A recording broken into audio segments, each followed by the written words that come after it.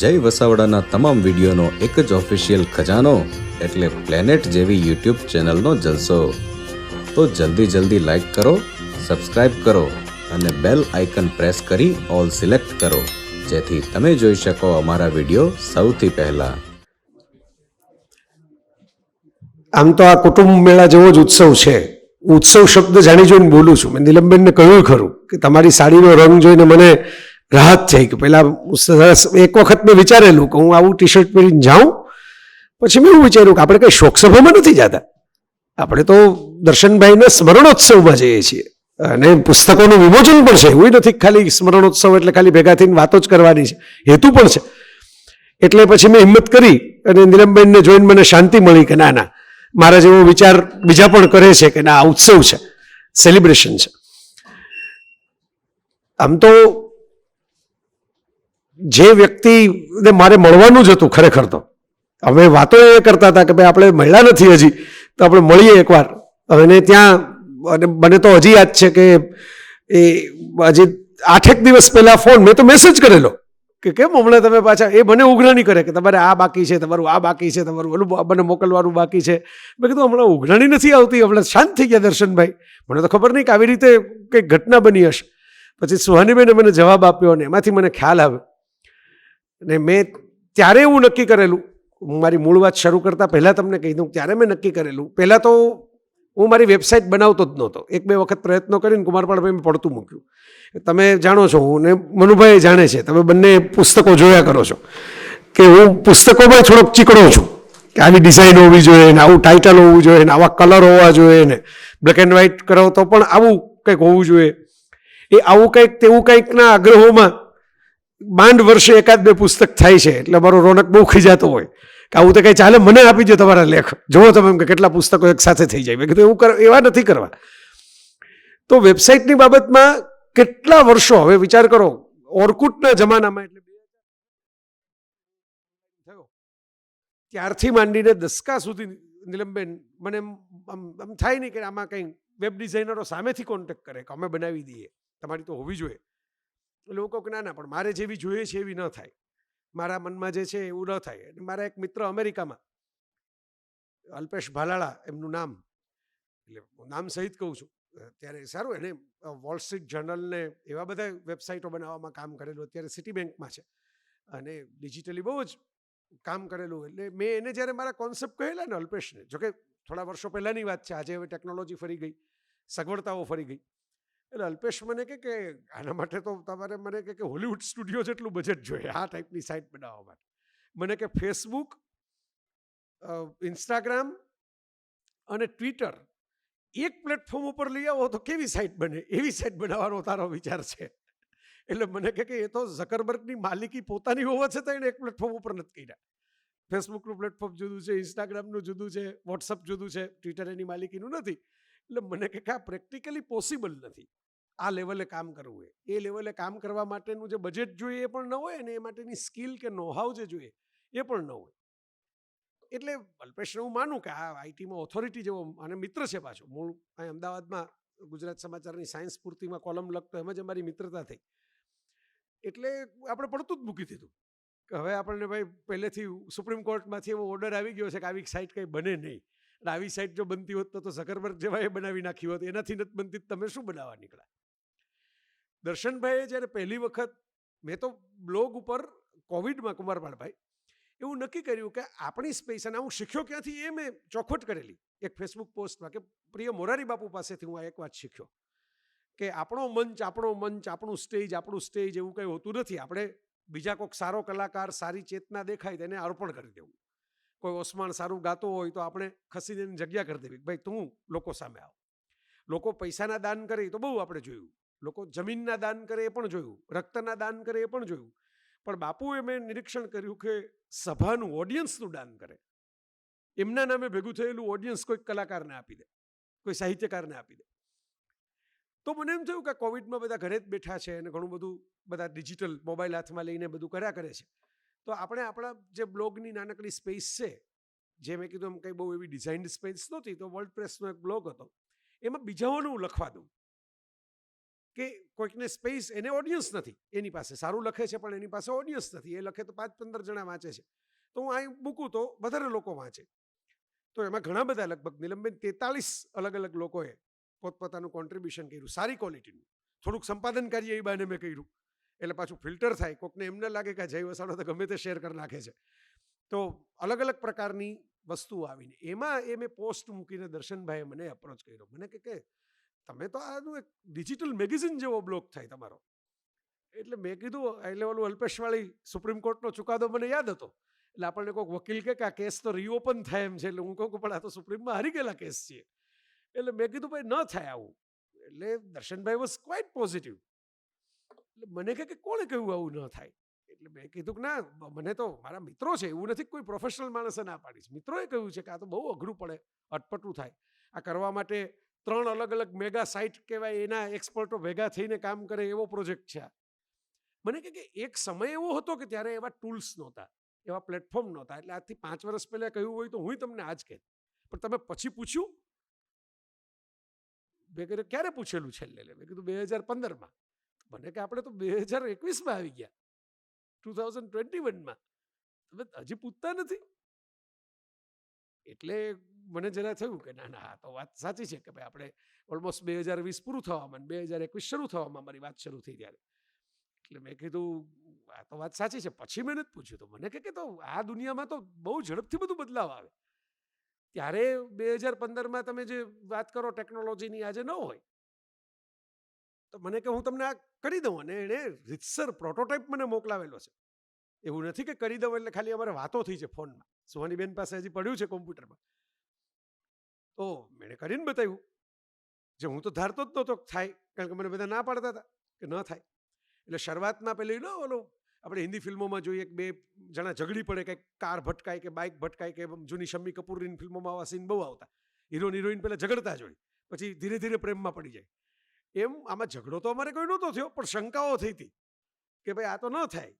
મને એમ થયું કે મેં કીધું દર્શનભાઈ ઉત્સાહી વાચક છે, એને એમ લાગે છે કે થાય, પણ આવું તો થોડું થાય. બધા રાત પાડતા હતા, પણ એ સાચા પડ્યા. એમણે એકચ્યુઅલ, એટલે માણસ દલીલથી જીતે એને બદલે એમણે ખરેખર વર્તનથી, એટલે ભાઈ હું એક્શનથી જ બતાવી દઉં. આ જુઓ પ્રોટોટાઇપ થાય છે કે નથી થતું. તમારે ફોટો જોઈએ તો ફોટો આવે છે, મ્યુઝિક જોઈએ તો મ્યુઝિક આવે છે, લિંક જોઈએ તો લિંક આવે છે, બેકગ્રાઉન્ડ જોઈએ તો બેકગ્રાઉન્ડ આવે છે. એટલી હદ પછી તો મારે એકવાર દર્શનભાઈને એમ કહેવું પડ્યું. મેં કીધું આટલું બધું તો હવે આપવાનો મતલબ નથી. આટલું અમે તો મેં એમ કીધું, મેં કીધું આપણે જે એમ થીમ બનાવીએ, તો એક ટેબ બનાવીએ દરેક થીમની. સાયન્સના લેખો, આર્ટના લેખો, હિસ્ટ્રીના લેખો. પછી તો એ આઈડિયા લઈને આવ્યા મને કે દરેકનું સેપરેટ બેકગ્રાઉન્ડ આપીએ. હિસ્ટ્રીનું કોઈ પેજ ખોલે તો એની પાછળ જુદા દ્રશ્યો દેખાતા હોય બેકગ્રાઉન્ડમાં, પેજમાં. સાયન્સનું ખોલે તો જુદા દ્રશ્યો દેખાતા હોય. એટલે આવું તો કોઈ ઇન્ટરનેશનલ લેવલના કોઈ સાઇટમાં મેં જોયું નથી. નેશનલ જ્યોગ્રાફિકની કે ટાઈમ મેગેઝિનની કે ન્યુયોર્ક ટાઈમ્સની કે તમે સાઇટ ખોલો તો કે દરેક આર્ટિકલની થીમ મુજબના બેકગ્રાઉન્ડ આવે એવું નથી હોતું.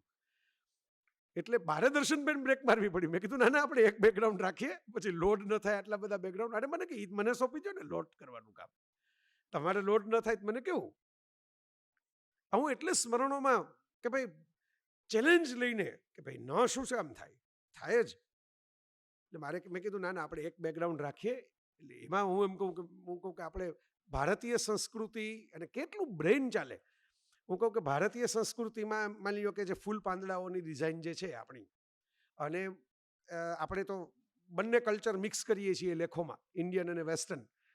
તો મેં કીધું એવી જ પાછી બ્રિટિશ ડિઝાઇન પણ છે. તમે બ્રિટિશ જૂની ક્રોકરી જુઓ તો એમાં ફૂલ વેલ ને એવી પાંદડાઓની ને એવી ડિઝાઇન જોવા મળે. અને આપણે ત્યાં સંસ્કૃત સાહિત્યમાં ને એમાં પણ. એટલે એ મને તાજમહલનો ફોટો મોકલે. મને કહેજો આમાં જે દેખાય છે એવી વેલ તમે કહો છો, આવું કહો છો, આવું કહો છો. અને પછી તો મને કહે કે આપણે એક સ્ટાન્ડર્ડ ડિઝાઇન કરીએ. તો એવી નહીં કે કંઈકથી ઉપાડીને લઈ લેવી. મને કે આર્ટિસ્ટ પાસે તૈયાર કરાવીએ. સચ એ પેશનેટ મેન. એક એક વાત માટે, એક એક બાબત માટે હું કહું, અને પછી તો મને મજા આવવા માંડી કે આ માણસ તો આમ પડઘો પાડે છે આપણા વિચારોનો. કે આપણે એમ કહીએ કે ભાઈ આમ બોલું કે આમ your wish is my command, એના જેવું. હું એમ કહું કે રોજ એક ફોટો દેખાવો જોઈએ. એ ફોટો પાછો બીજે દિવસે માણસ ફરી જવો જોઈએ. એટલે માણસ ખાલી ફોટો જોવા માટે પણ આવે, એકનો એક લેખ વાંચે નહીં. તો મને કે એને આખું કરી દીધું તૈયાર. મને કહેવાય ફોટો લાવો 365. 365 દિવસના 365 ફોટા તમારે કયા મૂકવા છે આપો. તો મેં કીધું કે એટલા તો મેં તૈયાર નથી કર્યા 365 ફોટા. મેં તો આઈડિયા આપ્યો તમને ખાલી. તો મને કહે કે તમને ખબર નહીં હોય કે હું સારો ફોટોગ્રાફર છું, તો મારી પાસે તો થોડાક ફોટા પડ્યા જ છે, તમારે ન મૂકો હોય તો હું મૂકી દઈશ 365 ફોટા. પછી એમણે મને કેટલાક ફોટા શેર કર્યા એમના. ત્યારે અમે સુહાનીબેનના બધાના, કૃષ્ણના ને બધા ફોટા મેં જોયા. મને કહે કે આ અમારા પ્રવાસોના ફોટા. પછી તો અમારે વાતો થવા લાગી ગ્રેજ્યુઅલી. તમારી વાતો થઈ સાહેબ, મમ્મી પપ્પાની વાત કરી કે ભાઈ અમને વાંચતા એમણે કર્યા. અમને પહેલું તો એમ કે અમારે ચર્ચા થતી હોય જય વસાવડાના લેખ ને જય વસાવડાનું આ ને.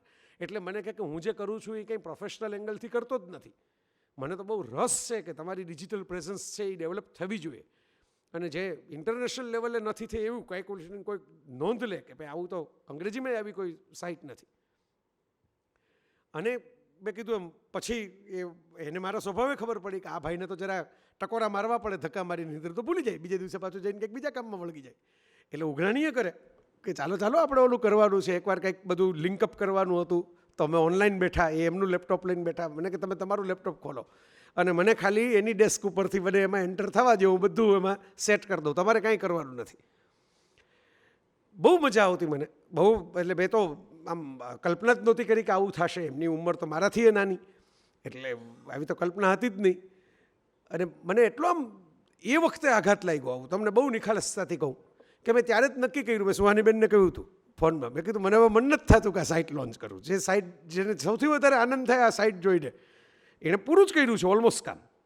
એવું નથી કે પૂરું નથી કર્યું, ખાલી ટચઅપ જે કહેવાય એટલું જ કામ બાકી છે. આખી સાઇટ દર્શનભાઈ રેડી કરીને ગયા છે અને સુહાનીબેને સાચવીને રાખી છે સ્મારકની જેમ આમ સરસ. પણ એમનો જ મને ફોન આવ્યો હતો. એમણે બહુ સ્વસ્થતાપૂર્વક મને કહ્યું. મને ઉલટાનું આમ મારો અવાજ ભીનો થઈ ગયો. એટલે એમણે કીધું કે ના તમે દુઃખ ન લગાડો, એવું નથી, આપણે બધા પ્રયત્નો સરસ કર્યા હતા, એવું નથી કે એમને. મેં કીધું તમે મને ફોન કર્યો તું કોઈક ડૉક્ટરની સાથે વાત, મને કે બધું જ અમે કરેલું છે, એવું કાંઈ ચિંતા કરોમાં. પણ હવે જે થયું એ થયું, પણ આ એમનું અધૂરું સપનું છે. અને મને પેલું એમ થાય કે આપણે આને આમ પેલું હાથ નથી અડાડવો આ વાતને. હવે દર્શનભાઈ જ નથી તો કોના માટે આપણે આ કરીએ? આમ ભલે એ તો ઓડિયન્સ માટે સાઇટ કરતા હતા, મને એમ થયું કે જે મૂળ માણસ જ જતો રહે મારે આ સાઇટ જ લોન્ચ નથી કરવી. મેં નથી કરી ટીલ ડેટ. ઓલમોસ્ટ કેટલા સમય થઈ ગયા એમની વિદાયને. મને મુસ્તફાભાઈ, મને હજી નામ યાદ છે, એમનો મને કોન્ટેક્ટ આપ્યો કે ભાઈ આ ભાઈ છે અમારા મિત્ર છે, કરી દેશે તમને બાકીનું પૂરું. મને જ નહોતું થતું. મને એમ થતું હતું કે હું કંઈક દર્શનભાઈ માટે પહેલાં હું તો કંઈક કરું.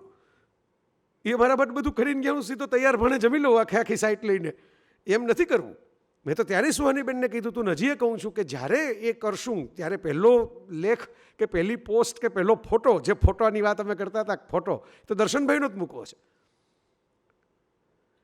પણ અત્યાર સુધી સાહેબ તમને જે દુઃખ થાય એટલે એ જ દુઃખ અનુભવીને હું કહું છું કે અત્યાર સુધી મેં નક્કી જ કરેલું કે મેં કાંઈ દર્શનભાઈ માટે હું કરી નથી શક્યો 2 શબ્દો ફેસબુક પોસ્ટમાં લખવા સિવાય. તો મને હક જ નથી કે હું એ સાઇટ લોન્ચ કરું જ્યાં સુધી હું કંઈ નાનકડું કામ નહીં કરું દર્શનભાઈ માટે. ત્યાં સુધી મારાથી એ સાઇટને હાથ નહીં અડાડાય. ભલે લોકો લોકપ્રિયતાની વાત કરે, ભલે લોકો કે આનો ટ્રાફિક મળે, આ મળે, તે મળે, નથી કરવું. એ આજની તારીખ સુધી મને 2-4 વખત સુહાનીબેને યાદ દેવડાવ્યું. પછી એ કદાચ સમજી ગયા હશે, તેમણે બંધ કર્યું યાદ દેવડાવવાનું કે ભાઈ આમને. પણ મને એકવાર એમણે છેલ્લે ફોન કરીને કહ્યું ખરું કે જો બધું જ મારી પાસે છે, તમારે કાંઈ મૂંઝાવવાની જરૂર નથી. મેં મારા કોમ્પ્યુટરમાં બધો ડેટા રાખ્યો છે, મને બધી ખબર છે એ સાઇટ વિશેની. એટલે તમારે જ્યારે ઈચ્છા થાય ત્યારે મને કોન્ટેક્ટ કરજો. મેં એમને ઉલટું કહ્યું. મેં કીધું ભાઈ મારી ઈચ્છા મૂકો, મારે કુંશ માટે શું કરવું એ તમે મને કહો. તો મને કે અમારે ભગવાનની એમ દયા છે, એમ તમારે ચિંતા કરવાની જરૂર નથી. કુટુંબ આખું સરસ છે, મમ્મી પપ્પા, તમારે અમેરિકાની વાત નીકળી અમારે બેનની. એટલે મેં કીધું મને કે એ ટેન્શનની જરૂર નથી. અમારે હમણાં જ એક ઘટના બની. દર્શનભાઈથી 11 વર્ષ નાની વ્યક્તિ, અમારો એક વાંચક, આવા કાર્યક્રમોમાં આવીને આપણે વિશ્વકોશના આવીને બેઠો હોય કાયમ, કૃણાલ દરજી, અને ખાવા પીવાનો નિમ્ન મધ્યમ વર્ગ કહેવાય. મધ્યમ વર્ગ પણ નહીં, મિડલ ક્લાસથી પણ નાનો એક ક્લાસ. દર્શનભાઈએ પેલી મિડલ ક્લાસથી જે કવિતા લખી છે ને, તમે પ્રસ્તાવનામાં મૂકી છે, એવું પેલું કાંકરિયાને લેક ઉપર જઈને આપણે મજા કરીએ એ પ્રકારનું કુટુંબ. એક બંને પ્રેમ લગ્ન, મારા પુસ્તકો વાંચતા પ્રેમમાં પડ્યા 2 જણા, લગ્ન કર્યા. બાળક તસ્મય નામનું. અને કુંશ તો 16 વર્ષનો દર્શનભાઈના ખભે રમીને દર્શનભાઈની સ્મૃતિઓ એની અંદર સજીવનો એ ઉંમરે. કૃણાલનો દીકરો તો તસ્મય 11 મહિનાનો. કૃણાલ અને એકતા બંને યુગલ મેં એક વેલેન્ટાઇન્સ ડે ઉપર એને બોલાવેલા. જો આવા પ્રેમી યુગલો હોય કે એક રૂમના ભાડાના મકાનમાં રહે, જેના પપ્પા ગુજરી ગયા હોય. હું કથા એટલે કહું છું કે સાહેબ દુઃખ એક વ્યક્તિગત નથી હોતું. તમે જેમ જેમ પસાર થાવ એમ તમને ખબર પડે, પેલા કિસ્સા ગૌતમી અને બુદ્ધની જેમ, કે ઘરે ઘરે અલગ અલગ દુઃખના ડાયરાઓ રચાયેલા છે, ઘરે ઘરે અલગ અલગ દુઃખના પડછાયાઓ પહોંચેલા છે. તો જે છોકરો આમ મને એમ થાય કે સરસ બેલડી છે, એ હવે 8મા ધોરણમાં ભાઈ ભણતા હતા ત્યારે એમના પપ્પા ગુજરી ગયા, એટલે હીરા ઘસવા માટે પૈસા કમાવા જવું પડે. એમ હીરા ઘસવા માટે ભાઈ બહેન બે જતા, એ કૃણાલ ગયો, સાવ સીધી લીટીનો માણસ. એમાંથી હીરા ઘસતા ઘસતા ભણવાનું અધૂરું હોવા છતાં અમારા જેવાને વાંચતા શીખે, થોડુંક લખતા શીખ્યો. જે બ્લોગ અમે કોવિડમાં અર્પણ કરેલો અલગ અલગ લોકોને, એમાં કૃણાલના પણ લેખો છે.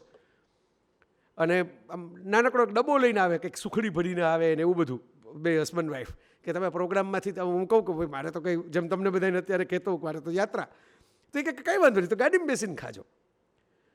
અને કૃણાલ જમતો હતો અને અચાનક જ જમતા જમતા કોળિયો હાથમાંથી પડી ગયો અને ત્યાં હી કોલેપ્સ. જેની પાસે તો પૈસા પણ નથી એવો ટેકોય, એક ઘરડા બા, પત્ની અને 11 મહિનાનું બાળક, અને એકમાત્ર કમાનાર જે હતો તો જતો રહ્યો. તો મેં ત્યારે જ એવો સંકલ્પ કર્યો કે ભાઈ આમાં આપણે બીજું કંઈ નહીં કરી શકીએ, પણ આમાં, કારણ કે હવે કંઈ કૃણાલને પાછો લઈ આવવાનું તો કેવી રીતે, આપણા હાથમાં તો છે નહીં કે આપણે કંઈ કરી શકીએ. એ પણ આપણે કંઈક એના પરિવાર માટે કરી શકીએ. એટલે એક લેખક તરીકે મારી જવાબદારી બને, હું આમ વાચકો સાથે એ રીતે કનેક્ટેડ થવાનું આમ થાય. એટલે હું નીલમબેનને ખબર છે, અમે ઝઘડાઈ કરી લઈએ વાચકો સાથે કોક એમ કે, કારણ કે હું એમ માનું કે ભાઈ આ ફેમિલી છે અમારું, તો ફેમિલીમાં તો કહી શકાય કે આ ખોટું છે, આ બરાબર નથી. તો મેં ત્યાં પણ પ્રયત્ન કર્યો સાહેબ કે ભાઈ આપણે ટેલ નાખીએ અને શરૂઆત મારાથી કરીએ. પપ્પાનો જન્મદિવસ હતો ને પપ્પા ન રહ્યા, એટલે મેં કીધું 30/6 એમનો જન્મદિવસ છે, તો આપણે 30 + 6 36ના, એટલે 9નો આંકડો એમ થાય એવું મનમાં વિચાર કરીને મેં કીધું અહીંથી શરૂઆત હું કરું ને કદાચ બીજા કોકને મન થાય. તો જેમણે કૃણાલ કોણે ખબર નથી, જેમને કૃણાલનું નામ નથી સાંભળ્યું, એવા લોકોએ, કોઈએ ફ્રાન્સથી, કોઈએ બ્રિટનથી, કોઈએ અમેરિકાથી, કોઈએ અહીંથી, કોઈએ મને ફોન કરીને કે અમારે નામ આમાં, મને કે ડિજિટલ ટ્રાન્ઝેક્શનમાં નામ આવી જાય, અમારે નામ નથી દેવું તો શું કરીએ. મેં કીધું મેં તો ડાયરેક્ટ આ રાખ્યું છે એકાઉન્ટ એ લોકોનું. મેં કીધું હું આમાં વચ્ચે કંઈ છું જ નહીં. અને બિચારા લોકોએ મહેનત કરીને દોડીને કે ભાઈ આપણે આ નાનું બાળક છે, પત્ની છે, તેનું કંઈક કરીએ. કહેવાનો મતલબ એ છે કે એક સેકન્ડ માટે આપણને એમ થાય કે હા દર્શનભાઈનું, ત્યાં તો કૃણાલ જેવો કિસ્સો આપણી સામે આવેલા, આપણને એમ થાય કે ઓહો, તરત કમ્પેરિઝન થાય તો આપણને એમ થાય કે ઓહો, તો હજી આપણે તો સુખી, કેમ તો દર્શનભાઈ થોડું કૃણાલ કરતાં વધારે જીવ્યા, કુંશને મોટો થતો જોયો, એને તો સરસ લાઈફ જીવી.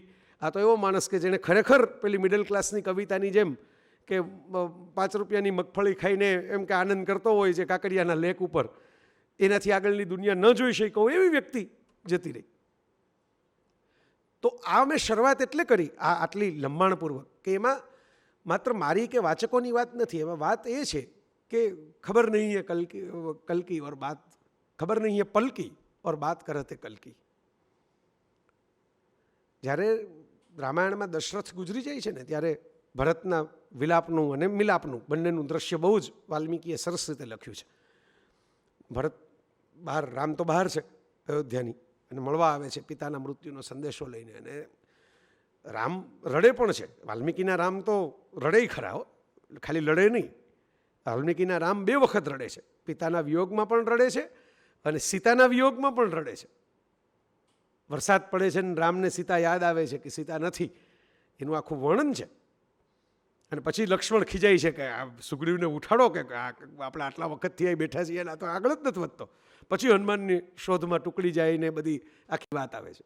રામ તો રડે છે પણ લક્ષ્મણ ગુસ્સે થઈ જાય છે કે મારા ભાઈની આંખમાં આંસુ આવી ગયા, હવે ગોતતા કેમ નથી સીતાને. તો રામ પહેલાં પણ રામ છે, ઇવેન્ચ્યુઅલી મનુષ્ય તરીકે એને રડવું આવે છે, પણ એની અંદર જે સત્વ પડેલું છે એ જુદું છે.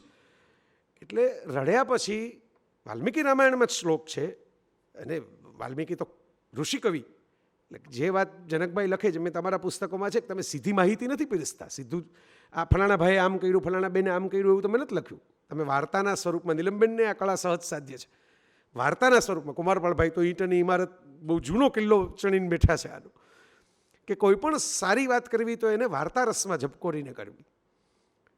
તો એવી રીતે આખી આ એક પછી એક કહાનીઓ જે આપણી સામે આવે આ જીવનની, તો શુષ્ક લાગે ને. કેવળ માહિતી જો આપણી પાસે હોય તો તમને એમ લાગે કે ભાઈ આમાં તો કંઈ મજા નથી આવતી, આ તો છાપાનો રિપોર્ટ વાંચતા હોય એવું લાગે છે.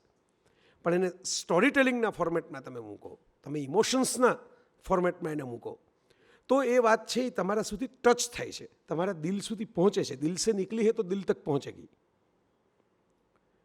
એટલે કોઈ પણ આ હું અંગત રીતે એવું માનું છું, આ વાત અટકાવીને એટલા માટે આ વાત મૂકી કે આ પુસ્તકોમાં પણ એ વસ્તુ છે. ચેતનાના સાક્ષાત્કારના હું પાના ફેરવતો હતો, મને તો પહેલું મોકલી દીધું હતું જનકભાઈ. એમાં પણ એ વસ્તુ છે કે માણસ તરીકે જુઓ. દરેક માણસ એક જીવતી વાર્તા છે એવું ઓ હેનરી કહેતા કે દરેક માણસ છે 4 મિલિયન વાર્તા સંગ્રહનું ટાઇટલ આપ્યું હોય. વિશ્વકોશમાં જ બોલેલો છું. પત્રકારે પૂછ્યું કે 4 મિલિયન કેમ ટાઇટલ આપો છો? આમાં એટલી બધી વાર્તા છે, 40 લાખ પાના લખીને એક જ તમે. એટલે એ કહ્યું કે ના, પણ ન્યુયોર્ક શહેરની વસ્તી 40 લાખની છે અને 40 લાખ વાર્તાઓ છે, જેમાંથી થોડીક હું તમારી સામે મૂકી શક્યો છું. એટલે આ જે ભાવ છે એની પાછળનો, જે મૂળ દર્શનભાઈ માટેનો મારો ભાવ જે છે, એ હું પોતે જનકભાઈ જેવી હું ક્યારેક ખોવાઈ જાઉં વાત કરતાં કે ભાઈ આ, કારણ કે હું પર્સનલ લેવલે કનેક્ટેડ છું આ વાત સાથે, પ્રોફેશનલ લેવલે કનેક્ટેડ નથી. મને કદાચ ભગવાને બહુ થોડા સમય માટે, તમને બધાને તો વધારે સમય માટે દર્શનભાઈ આપ્યા, મને તો દર્શન જ ન કરાવ્યા. દર્શન જ થયા નહીં મારે તો દર્શનભાઈને. પણ ખોવાતા આમ મળતા તમને હું કારણ કે I am also same emotional plane like you. મને કહ્યું કે ફેમિલીનો પ્રોગ્રામ છે, મેં એટલે કાર્ડ પણ શેર ન કર્યું. મેં કીધું ભલે કોઈક બે એવા વાચક આવે જેને આ કંઈ વાતની ખબર જ ન હોય તો એને ઓડ લાગે, કંઈક વિચિત્ર લાગે. આપણે ઘરના જ મિત્રોએ ભેગા થઈને કરવું. તો વાત આપણે આગળ વધારીએ, કારણ કે મેં કીધું એમ મને આમાં પકડવો પડે એમ છે તમારે. કુમારપાળભાઈ જેવી સિદ્ધિ મને સાધ્ય નથી. વાત આગળ વધારતા હું તમને કહું કે જે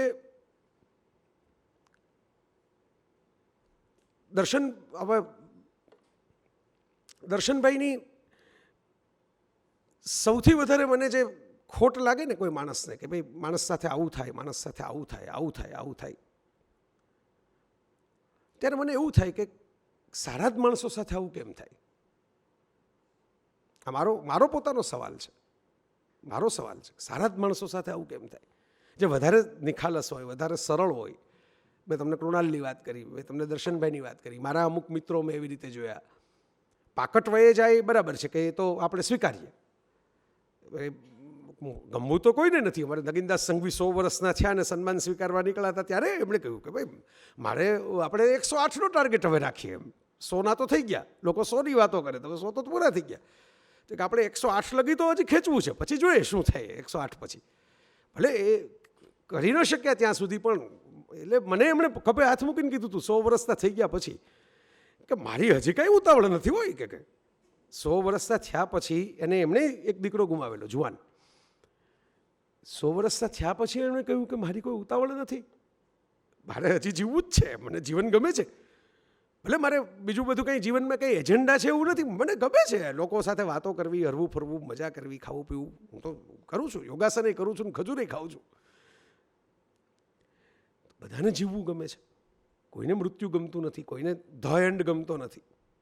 તો સારા માણસો સાથે એવું કેમ થાય? એટલે મને જડેલો જવાબ એવો છે કે હંમેશા, તમે તો શિક્ષક રહ્યા છો સાહેબ, સારા વિદ્યાર્થી, જે હોશિયાર વિદ્યાર્થી હોય ને એને જ આપણે અમુક કામ વધારે સોંપીએ કે આ તારાથી થશે. પછી ઓલાને જરાક આમ એમ થાય કે આ સાહેબ દરેક વખતે મને જ ઊભો કરી દે છે, મેડમ દરેક વખતે મારી સામે જ ચોક નાખીને એમ કહે છે કે દે જવાબ. બીજાય છે ને એને પૂછો ને, એમ દરેક વખતે મને શું કામ કહો છો, મારે કરી દેવાનું એમ. પણ પહેલાં અંદરથી શિક્ષકને એમ ભાવ હોય કે આ છોકરામાં ટેલેન્ટ છે, આ કરશે. મને એવું લાગે છે કે ઉપરવાળાએ મૃત્યુ તો નક્કી કર્યું છે, પણ એના મગજમાં ભાવ એ છે કે આ છે ને એ જીરવી જશે, આ જનકભાઈ ભારતીબેન જીરવી જશે, આ સુહાનીબેન જીરવી જશે. એટલે આ હોશિયાર અમારા વિદ્યાર્થીઓ ઘડાઈ ગયા છે. તો ચાલો એની કસોટી કરીએ કે એનામાં જે સારપ છે એ સારપ શબ્દોની છે કે ખરેખર હૃદયમાં ઉતરેલી છે. મને આ મારો જવાબ છે, તમારે કોઈ ફિલોસોફરનો જવાબ ન માનવો. પણ રામાયણના શરણે આપણે જઈએ, વિશ્વના સૌથી જૂના ગ્રંથના, તો રામ સ્વસ્થ થઈને એમ કહે છે કે જેમ મેં કીધું એમ કવિતાના સ્વરૂપમાં, લાઘવના સ્વરૂપમાં, કે પર્વતના શિખરેથી નીકળેલી નદી સીધી સાગરમાં ભળવા માટે દોટ મૂકે છે. એટલે નદીનું પોતાનું અસ્તિત્વ તો છે જ નહીં. જે મિનિટે એ ગંગોત્રીમાંથી ગંગા નીકળી એ મિનિટે એ સાગરમાં ભળવા જ નીકળી છે. એવી રીતે જે ક્ષણે ભરત આપણો જન્મ થાય છે એ જ ક્ષણથી આપણે મૃત્યુ તરફ ગતિ કરીએ છીએ. અહીં પહેલાં પાછા રામ જુદા છે. પહેલાં હમણાં પુત્ર તરીકે રોતા રામ હતા. જેમ જનકભાઈના બે સ્વરૂપ છે ને, એક લેખક તરીકે ચેતનાનો સાક્ષાત્કાર, બીજાની પોઝિટિવિટીની વાત લખે છે. એ પિતા તરીકે ઢીલા પણ થાય છે. તો એમ એ અમારો પણ બે સ્વરૂપ છે કે મળ્યું જરાક ઢીલો થઈ ગયો વાત કરતાં કરતાં, વળી સ્વસ્થ થયો. તો આ રામ પણ કહે છે. અને પછી જે વાક્ય કહે છે એ તો એનાથી વધારે અગત્યનું છે, જે ભારતીય સંસ્કૃતિ કરી શકે એવું વાક્ય છે.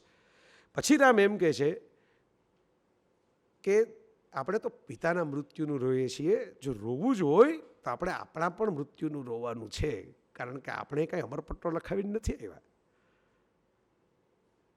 આ શું આપણા માટે આપણે સારવાના છે,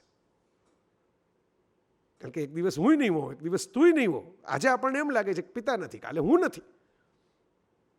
જેને આપણે જુવાન કહીએ છીએ, જેને આગળની વાત કરીએ છીએ, એનું મૃત્યુ તો છે જ ને. મેં પેલા 11 મહિનાના બાળકની વાત કરી. આપણે નેચરલી આપણે તો મનમાં જ એવી કામના હોય કે ભાઈ હવે તો એ બહુ જ સરસ મોટો થાય, બહુ સરસ કારકિર્દી ઘડે, બહુ આનંદ કરાવે, અને એનામાં બધાને એના પિતા કે એનું દીકરાનું સ્વરૂપ દેખાય. આપણે એ પણ એ કે અમરપટ્ટો લખાવીને જ નથી જઈવો. 100 વર્ષ પછી, 150 વર્ષ પછી કદાચ એવી યુગમાં મોટો થશે કે જ્યાં ટેકનોલોજી સરસ હશે, મેડિકલ સાયન્સ આગળ વધ્યું હશે, તો 200 વર્ષ જીવશે. પણ જાતસ્ય હિ ધ્રુવ મૃત્યુ, આ રામાયણ કહે છે. અને એ ભારત પણ કહે છે કે વિસર્જન એક ઉત્સવ છે. વિસર્જન એક ઉત્સવ છે. જો આપણે ત્યાં વિસર્જનની શોભાયાત્રાઓ છે, વિસર્જનના લાડવા છે, વિસર્જનની વિધિઓ છે. જો વિસર્જન એટલે ડિસ્પોઝલ હોત તો આ બધું કંઈ હોત જ નહીં. એટલે ભારતે આ વાત ભગવદ્ ગીતામાં આ જ પાછી જ, હવે જો રામની વાતમાંથી કૃષ્ણ આવ્યા, આ જ વાત જુદા શબ્દોમાં કૃષ્ણ ગીતામાં કહે છે. બધા ભગવાનો તો પેલા આનંદ કેમ કરાવવું, વરદાન કેમ આપવું, ને કૃષ્ણ તો સાક્ષાત ઉત્સવ. આમ કૃષ્ણ બોલીએ એટલે બધાને કલર દેખાવા માંડે, રાસ દેખાવા માંડે, આમ આનંદ દેખાવા માંડે, 56 ભોગ દેખાવા લાગે. એવું ચરિત્ર એ ભગવદ્ ગીતામાં એમ કહે છે કે હું તો આમ કાળના જડબા છું અને ચવાણાની જેમ તમે લોકો મારી અંદર ચવાઈ જાઓ છો. પેલું વિશ્વદર્શન જે અર્જુન હાથ જોડીને કીધે છે કે મારાથી આ ખમાતું નથી, તમે આ બંધ કરો, આ દ્રશ્ય મારાથી નથી જોવાતું. એટલે કૃષ્ણ કહે છે કે ધીસ ઇઝ રિયાલિટી. તારે જ તો પેલું મુગટ જ જોવો છે, તારે તો ખાલી ઇન્દ્રપ્રસ્થ જ જોવું છે. હું તો તને સ્મશાન બતાવું છું કે આ જ હું જ છું. પેલો જો હું છું તો આ હું જ છું. જન્મ આપનારો હું છું તો મૃત્યુ આપનારો હું જ છું. આ બીજા કોઈ ધર્મગ્રંથમાં ક્યાંય તમને નહીં મળે, માત્ર ભગવદ્ ગીતામાં છે. ડિપ્રેસિંગ લાગે એવો થોટ છે, પણ કૃષ્ણ સ્પષ્ટ છે આ વાતમાં કે તું આ તો તને જ્યાં લીલા ચાલે છે ત્યાં લગી મજા કરી લે, બાકી છેલ્લે તો મારા જ જડબામાં તારે આવી જવાનું છે. અને હું પોતે, એટલે કૃષ્ણ મનુષ્ય તરીકે કૃષ્ણ પોતે પણ એ જ જડબામાં જાય છે. તો વિચાર કરો, તો આપણે શું કરી શકીએ? હવે ઓલા હોશિયાર વિદ્યાર્થીના લેસનની વાત આવી ગઈ કે આપણે શું કરી શકીએ. આ તો રામ કહી ગયા, કૃષ્ણ કહી ગયા, આપણે સાંભળીએ છીએ. ને છતાંય મારા પિતા 85 વર્ષે જાય તોય મને મન નથી થતું કે હું ફોન ઉપાડું કોઈના. 85 વર્ષે કોવિડને કારણે હું તો એમની સાથે રહી શક્યો, એટલે આનંદ કર્યો ખૂબ. અને એ પણ બહુ એકોમોડેટિંગ રીતે રહ્યા. એમનો જીવનરસ પણ છેક સુધી ટકાવીને રહ્યા. આઈસીયુમાંથી બહાર આવ્યા, ખબર છે કે ડામાડોળ સ્થિતિ છે, નાજુક બેલેન્સ છે, તો હું પિક્ચર ચાલુ કરું. પિક્ચર એટલે ટોમ એન્ડ જેરી નવું આવ્યું હતું, એ ચાલુ કર્યું હતું, એ જોએ ધ્યાનથી. એની શરીરમાં પાછી સ્વસ્થતા જાય તો વળી બંધ કરે, તો પાછું અડધી કલાક પછી હું ચાલુ કરું, પાછા આંખો ખોલીને જોવે. તો આપણને દુઃખ થાય, આપણને એમ થાય કે આવું કેમ થતું હશે. આપણે 85 વર્ષે મને મોહ તો એવો જ હતો કે ભાઈ મેં મારા મતલબ ચિરાગને, એટલે મારો ડૉક્ટર સાવ અંગત મિત્ર, મારા ખભે હાથ મૂકીને મને કહે કે આપણે લેણ દેણ પૂરી થઈ. જે માણસ રાતના 11 વાગે દોડતો આવે એની જ ગાડીમાં લઈ જાય એના પેશન્ટને દોડીને, એવો ડૉક્ટર. એટલે મને ખભે હાથ મૂકીને કે આપણી લેણ દેણ પૂરી થઈ. એટલે મેં કીધું પણ હજી 1-2 વર્ષ તો ખેંચી જાય એમ હતા. મારો ઇન્સ્ટન્ટ જે પ્રતિભાવ હતો ને આ હતો ઇન્સ્ટન્ટ. 85 વર્ષે બીમાર છે એ પહેલેથી ખબર છે, અનેક રીતે હૃદયની ફેફસાની બધી ક્ષમતાઓ ઓછી છે એ મને ખબર છે, પાર્કિન્સન્સ છે એ જે પરમાનન્ટ ડિઝીઝ છે એ ખબર છે, છતાંય ભાવ તો એ જ હતો કે હજી ભલે ઝાઝા નહીં તો 90 નહીં તો 87 તો થાય એમ હતા એમ. કોઈને ગમતું નથી તો શું કરવુંનો જવાબ બંને દીકરીઓ અમેરિકાથી આવીને બેઠી છે, કદાચ ગઈ હશે ડિઝનીલેન્ડમાં. ઓર્લેન્ડો ગયા છો? વોલ્ટ ડિઝની વર્લ્ડમાં ત્યાં હોલિવૂડ સ્ટુડિયોમાં એક એક્ઝિબિશન છે ડિઝનીનું. હવે ઘણાને બોરિંગ લાગે, લોકો અંદર નથી જતા, બહાર બધું એટલું બધું ઇન્ટરેસ્ટિંગ બીજું બધું છે કે એટલે પ્રદર્શનમાં તો જનકભાઈ તમારા મારા જેવા જાય ને, પ્રદર્શનોમાં લાંબુ વાંચવા કોણ જાય કે બધું ફોટો મૂક્યો હોય, નીચે લખાણ મૂક્યું હોય ને. હું એમાં ચક્કર મારતો હતો, એમાં એક સરસ વાત મને મળી. વોલ્ટ ડિઝની એનિમેટર તરીકે, ફિલ્મ મેકર તરીકે બહુ જ સફળ થયેલા અને ફિલ્મો બહુ ચાલતી, પૈસા ખૂબ કમાયા. ડિઝનીલેન્ડ એમનો પાછળનો આવેલો વિચાર છે. ડિઝનીલેન્ડ સીધું નહોતું બનાવ્યું. એમ્યુઝમેન્ટ પાર્ક હોય કે જ્યાં બાળકો રમવા આવે ને બાળકો બેસે, it was a new thought at that time. લોકો મેળાઓ કરતા, મેળા આવે, ચકડોળ બકડોળમાં લોકો ફરે, કાર્નિવલ થાય અને પાછું બિખરાઈ જાય. પરમેનન્ટ એક એમ્યુઝમેન્ટ પાર્ક 365 દિવસ ચાલુ રહે. It was a new thought. અને એ ડિઝનીને મોટી ઉંમરે આવેલો. કેમ આવ્યો ને એની વાત, એની કહાની ત્યાં પડેલા એક પુસ્તકમાં મેં જોઈ. વોલ્ટ ડિઝની ફરવા જાય સાંજે ઇવનિંગ વોક લેવા માટે, અને રીચ એરિયામાં રહે, પૈસાદાર ખૂબ થઈ ગયેલા, અને રીચ એરિયામાં રહે એટલે એ એરિયા પણ એવો કે જ્યાં બીજા સામાન્ય માણસો બહુ આવી ન શકે. એમાં એક દ્રશ્ય એમણે જોયું કે જ્યાં સામાન્ય રીતે માણસો આવતા જ ન હોય એવા વિસ્તારમાં, આ લોનમાં લીલા ઘાસની વચ્ચે એક મા પોતાના નાનકડા બાળકને લઈને આવી છે. બાળક સામે મા ગાંડા કાઢે છે. એટલે આમ જેમાં વર્ણન છે એના આધારે હું તમને કહું છું કે આમ કરે ને મોઢા બનાવે ને ઠેકડા મારે ને. એટલે પહેલાં અમેરિકામાં તો પહેલાં તો ડાઉટ આવે એટલે 911થી સીધું પહેલાં એમ કરવાનું આવે કે આ તો એટલે એમ કે કોઈક છોકરાને ઉપાડીને લઈ આવી લાગે છે, કંઈક પ્રોબ્લેમ છે. એટલે વોલ્ટ ડિઝનીને એવું બંધ થયું કે ભાઈ ધેર ઇઝ સમ પ્રોબ્લેમ. પણ હવે જરા કોન્ફિડન્સ હોય ને કે આપણે તો સેલિબ્રિટી છીએ, આપણે તો હસ્તી છીએ, આપણે તો ઓળખે દુનિયા. એટલે નજીક જઈને એને એમ થયું કે આ બાઈને જરા ખીજાવું ને પૂછું કે કોનું છોકરું ઉપાડી આવી છું, શું કરે તું અત્યારે. એની પાસે ગયા એ સ્ત્રીની પાસે, અને એટલે પૂછ્યું. પછી પેલી સ્ત્રી તો રોઈ પડી કે આના ફાધર છે, હી વોઝ ઇન આર્મી, અને એક જગ્યાએ એમ કે એનું અવસાન થયું. મેં તો સ્વીકારી લીધું કારણ કે આ છોકરાને મોટો કરવાનો છે, એટલે I have accepted the truth. પણ આને નથી સ્વીકારમાં હજી આવતું કે મારા પપ્પા નથી. એટલે મેં ઘણા પ્રયત્નો કર્યા એને મૂડમાં લઈ આવવાના, એને હસાવવાના, એને, કારણ કે હવે એને તો લાઈફ જીવવાની છે. પણ કોઈ રીતે નહોતું થતું. એટલે મને એમ થયું કે હું એને બહાર લઈ જાઉં ઘરની, અને કંઈક બહાર લઈ જઈને એને આનંદ કરાવું. કહાની જાણીને આખી ડિઝની જરા ઇમોશનલ થઈ ગયા, અને ડિઝનીએ કીધું કે આનંદ કરાવવાનું તો મારા હાથમાં છે. મેં બાળકો માટે ઘણી ફિલ્મો બનાવી છે, હું હમણાં એને કાર્ટૂન દોરીને બતાવું. એટલે ડિઝનીએ એને મિકી માઉસ ને ડોનાલ્ડ ડક ને એવા બધા પેડ ખિસ્સામાંથી કાઢી, પેન્સિલ તો આર્ટિસ્ટ હતા ભેગી હોય, અને 2-4 કાર્ટૂન દોર્યા. બાળક હસ્યું જ નહીં, એને મજા જ ના આવી. ડિઝનીએ એવી નોંધ મૂકી જે એના ભાઈ સાથે, રોય ડિઝની સાથે વોલ્ટ ડિઝનીએ શેર કરી કે that was a failure of an artist. મને એમ જે ફાંકો હતો કે હું કાર્ટૂન ફિલ્મોનો બાદશાહ, સમ્રાટ, મારાથી થાય આ બધું. એક નિરાશ થયેલી માં એ બાળકને હું હસાવી જ ન શક્યો, એટલે એક રોતી સુરત બાળકને લઈને જતી રહી મારી સામેથી.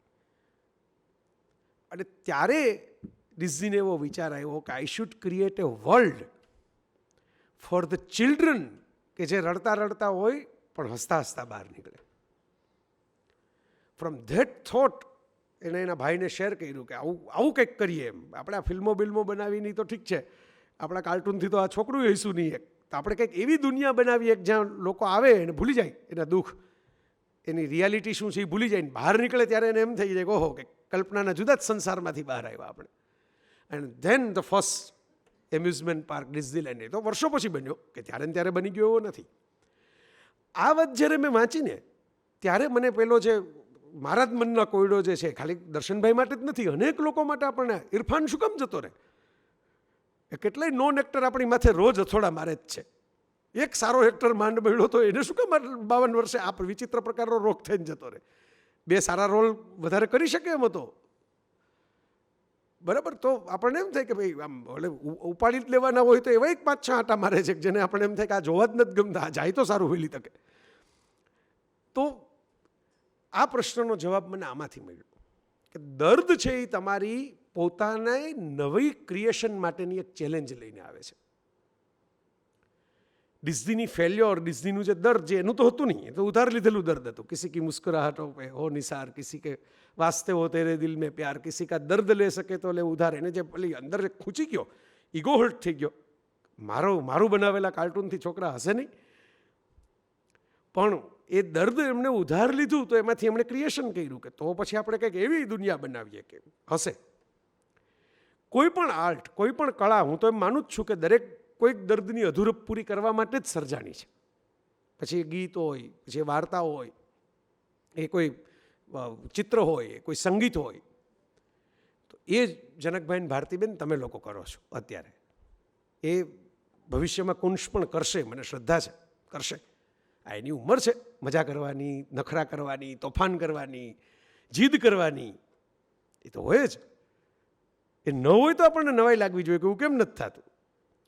પણ એક ઉંમર એમાંથી બહાર આવીને એ પણ એમ વિચારશે કે ના ના, આ તો મારા માટે એક ચેલેન્જ છે અને I have to prove right on this challenge, કે મારે આ ચેલેન્જ હેડ ઓન લેવી છે અને મારે પ્રૂવ કરવું છે કે હું કરી શકીશ. અને ફ્રોમ હેવન, જ્યાંથી કંઈક મારા પપ્પા હશે ત્યાંથી એ મજા કરશે કે ઓહ યસ ઇઝ રાઇટ.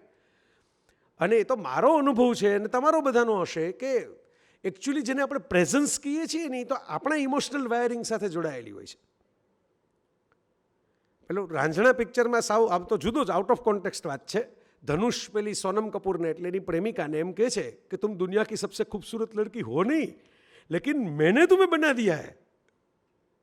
તને એમ લાગે છે કે તારા સિવાય કોઈ બન્યું જ નથી, તો તારા જેવી તો 1000 બનેલી હશે, પણ હવે હું તને એટલો પ્રેમ કરું છું કે મને તો એમ જ લાગે છે કે તારા જેવી કોઈ છે જ નહીં. Our emotional investment will create a person. તો જ્યારે આપણે આપણા સ્વજનોને યાદ કરીએ, તમે અત્યારે દર્શનભાઈને યાદ કરશો કારણ કે આમ એ પરિવાર બેઠો છે. હું દાખલા તરીકે વાત કરતાં કરતાં મારા મમ્મી, મારા પપ્પા એ મારી નિકટ હોય તો એને યાદ કરતો હું, કોઈ બીજા કોઈને યાદ કરતા હોય, કોઈને મેં હમણાં ઇરફાનને યાદ કર્યો, એમ કોઈ ઓળખાણ ન હોય પણ કોઈ ફેવરિટ કલાકાર હોય એને યાદ કરતા હોય. કુંવરપાળભાઈ હજી પણ જાણે પોતે આમ 12-15 વર્ષના કુંશની જેવડા હોય એટલા જ ઉત્સાહથી મને જય ભીખુનું પુસ્તક આ વિશ્વકોશમાં આમ એમ નહીં કે ખાલી પુસ્તક આપ્યું, આમ પાના ફેરવીને જો આમાં આ એક વાત છે, આમાં આ એક વાત છે, આમાં આ એક વાત છે, ત્યારે એમના પપ્પાની આંગળી પકડીને બેઠા હોય એ ક્ષણે. જે ક્ષણે આ છે ને મરણનો મુકાબલો સ્મરણ સિવાય થઈ શકતો નથી.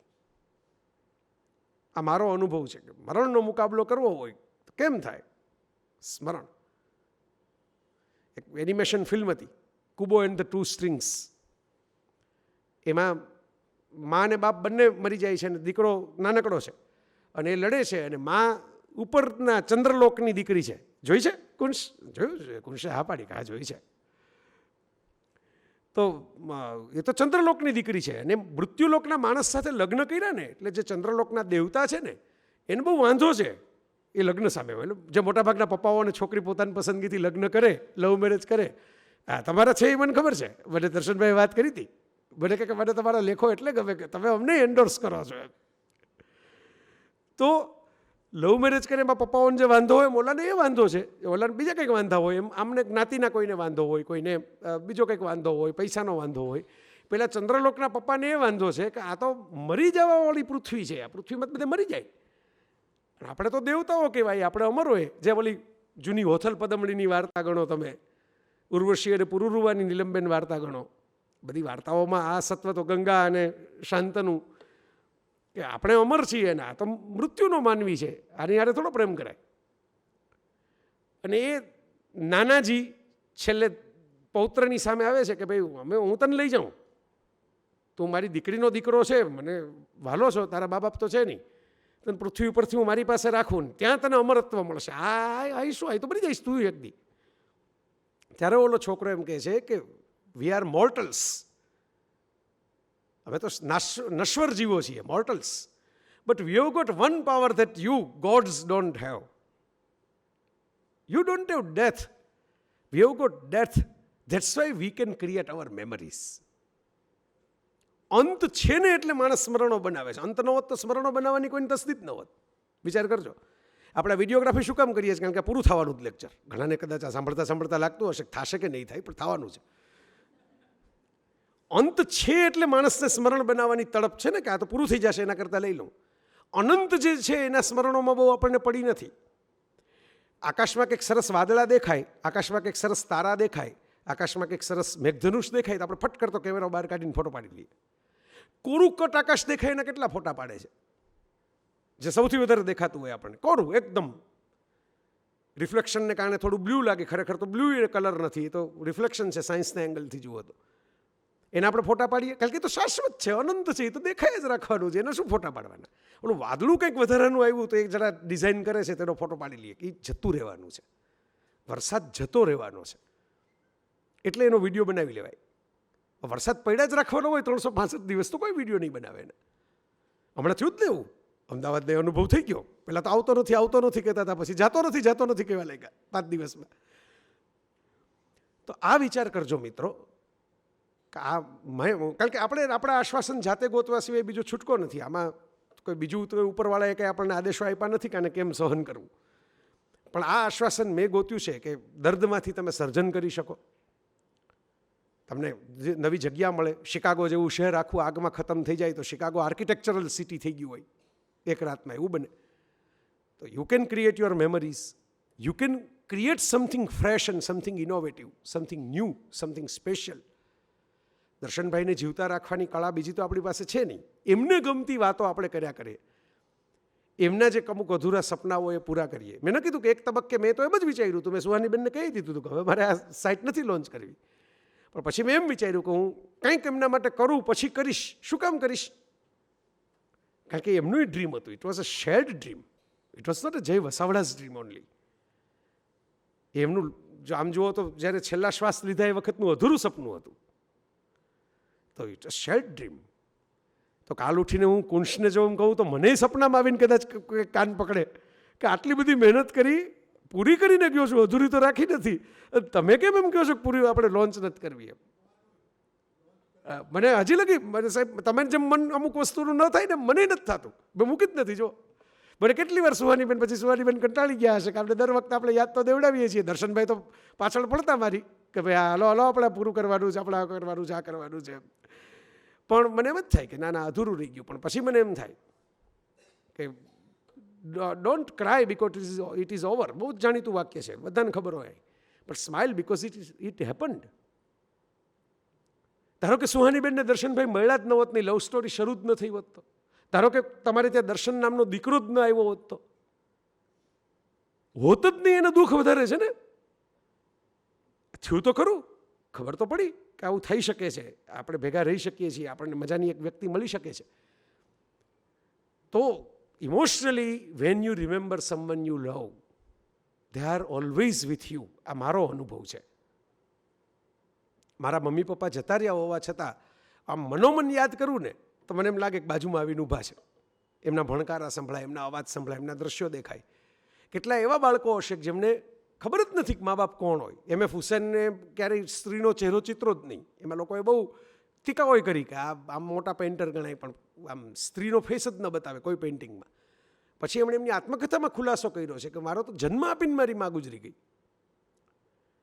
સો મારી માને હું બીજું તો શું ટ્રિબ્યુટ આપું? આવડો મોટો ચિત્રકાર થઈ ગયો, કરોડો કમાનારો, પણ માં તો જોઈ જ નથી કેવી દેખાય છે. કારણ કે એ જમાનામાં તો કંઈ ફોટોગ્રાફી હતી નહીં. દીકરો પાછો શું બન્યો? પેઇન્ટર, જે બીજાના ચિત્રો દોરી શકે, પણ માનું ચિત્ર જ નથી. એટલે કે to keep that space empty, I have never face the woman face. પુરુષના ચહેરા દોરેલા છે. તમે કોઈ પણ ચિત્ર જુઓ એટલે સ્ત્રીનો આમ આકાર આપે, આમ તમને એમ લાગે કે આ સ્ત્રી છે. માથે વાળના એંગલથી, આંખના એંગલથી, નાક, પણ ચહેરો ફેસ ના આપે. કારણ કે મધરનો ફેસ નથી જોયો. તો હવે એ દુઃખ કેવડું મોટું હોય કે જેમાં તમે ઇમેજિન નથી કરી શકતા કે સ્વજન કેવો દેખાતો હતો. એને બદલે આપણે ઇમેજિન તો કરી શકીએ છીએ કે સ્વજન કેવા દેખાતા હતા, કેવા હતા. તો ટુ ગ્રીફ, દુઃખને પચાવવા માટેની જે એકમાત્ર વિદ્યા જે છે ને આ પૃથ્વી ઉપર જે માણસ જાત પાસે છે એ છે શેરિંગ.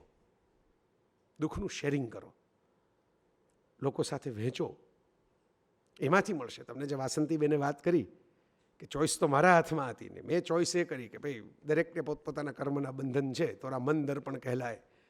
તમે વિક્ટર યુગોની વાર્તાનો અનુવાદ કર્યો, પેલી જીન વાલજીને અને પાદરીની દીવીઓ, બરાબર, દુખિયારા તો ગુજરાતને પાછી ભેટ આપી મનુભાઈએ.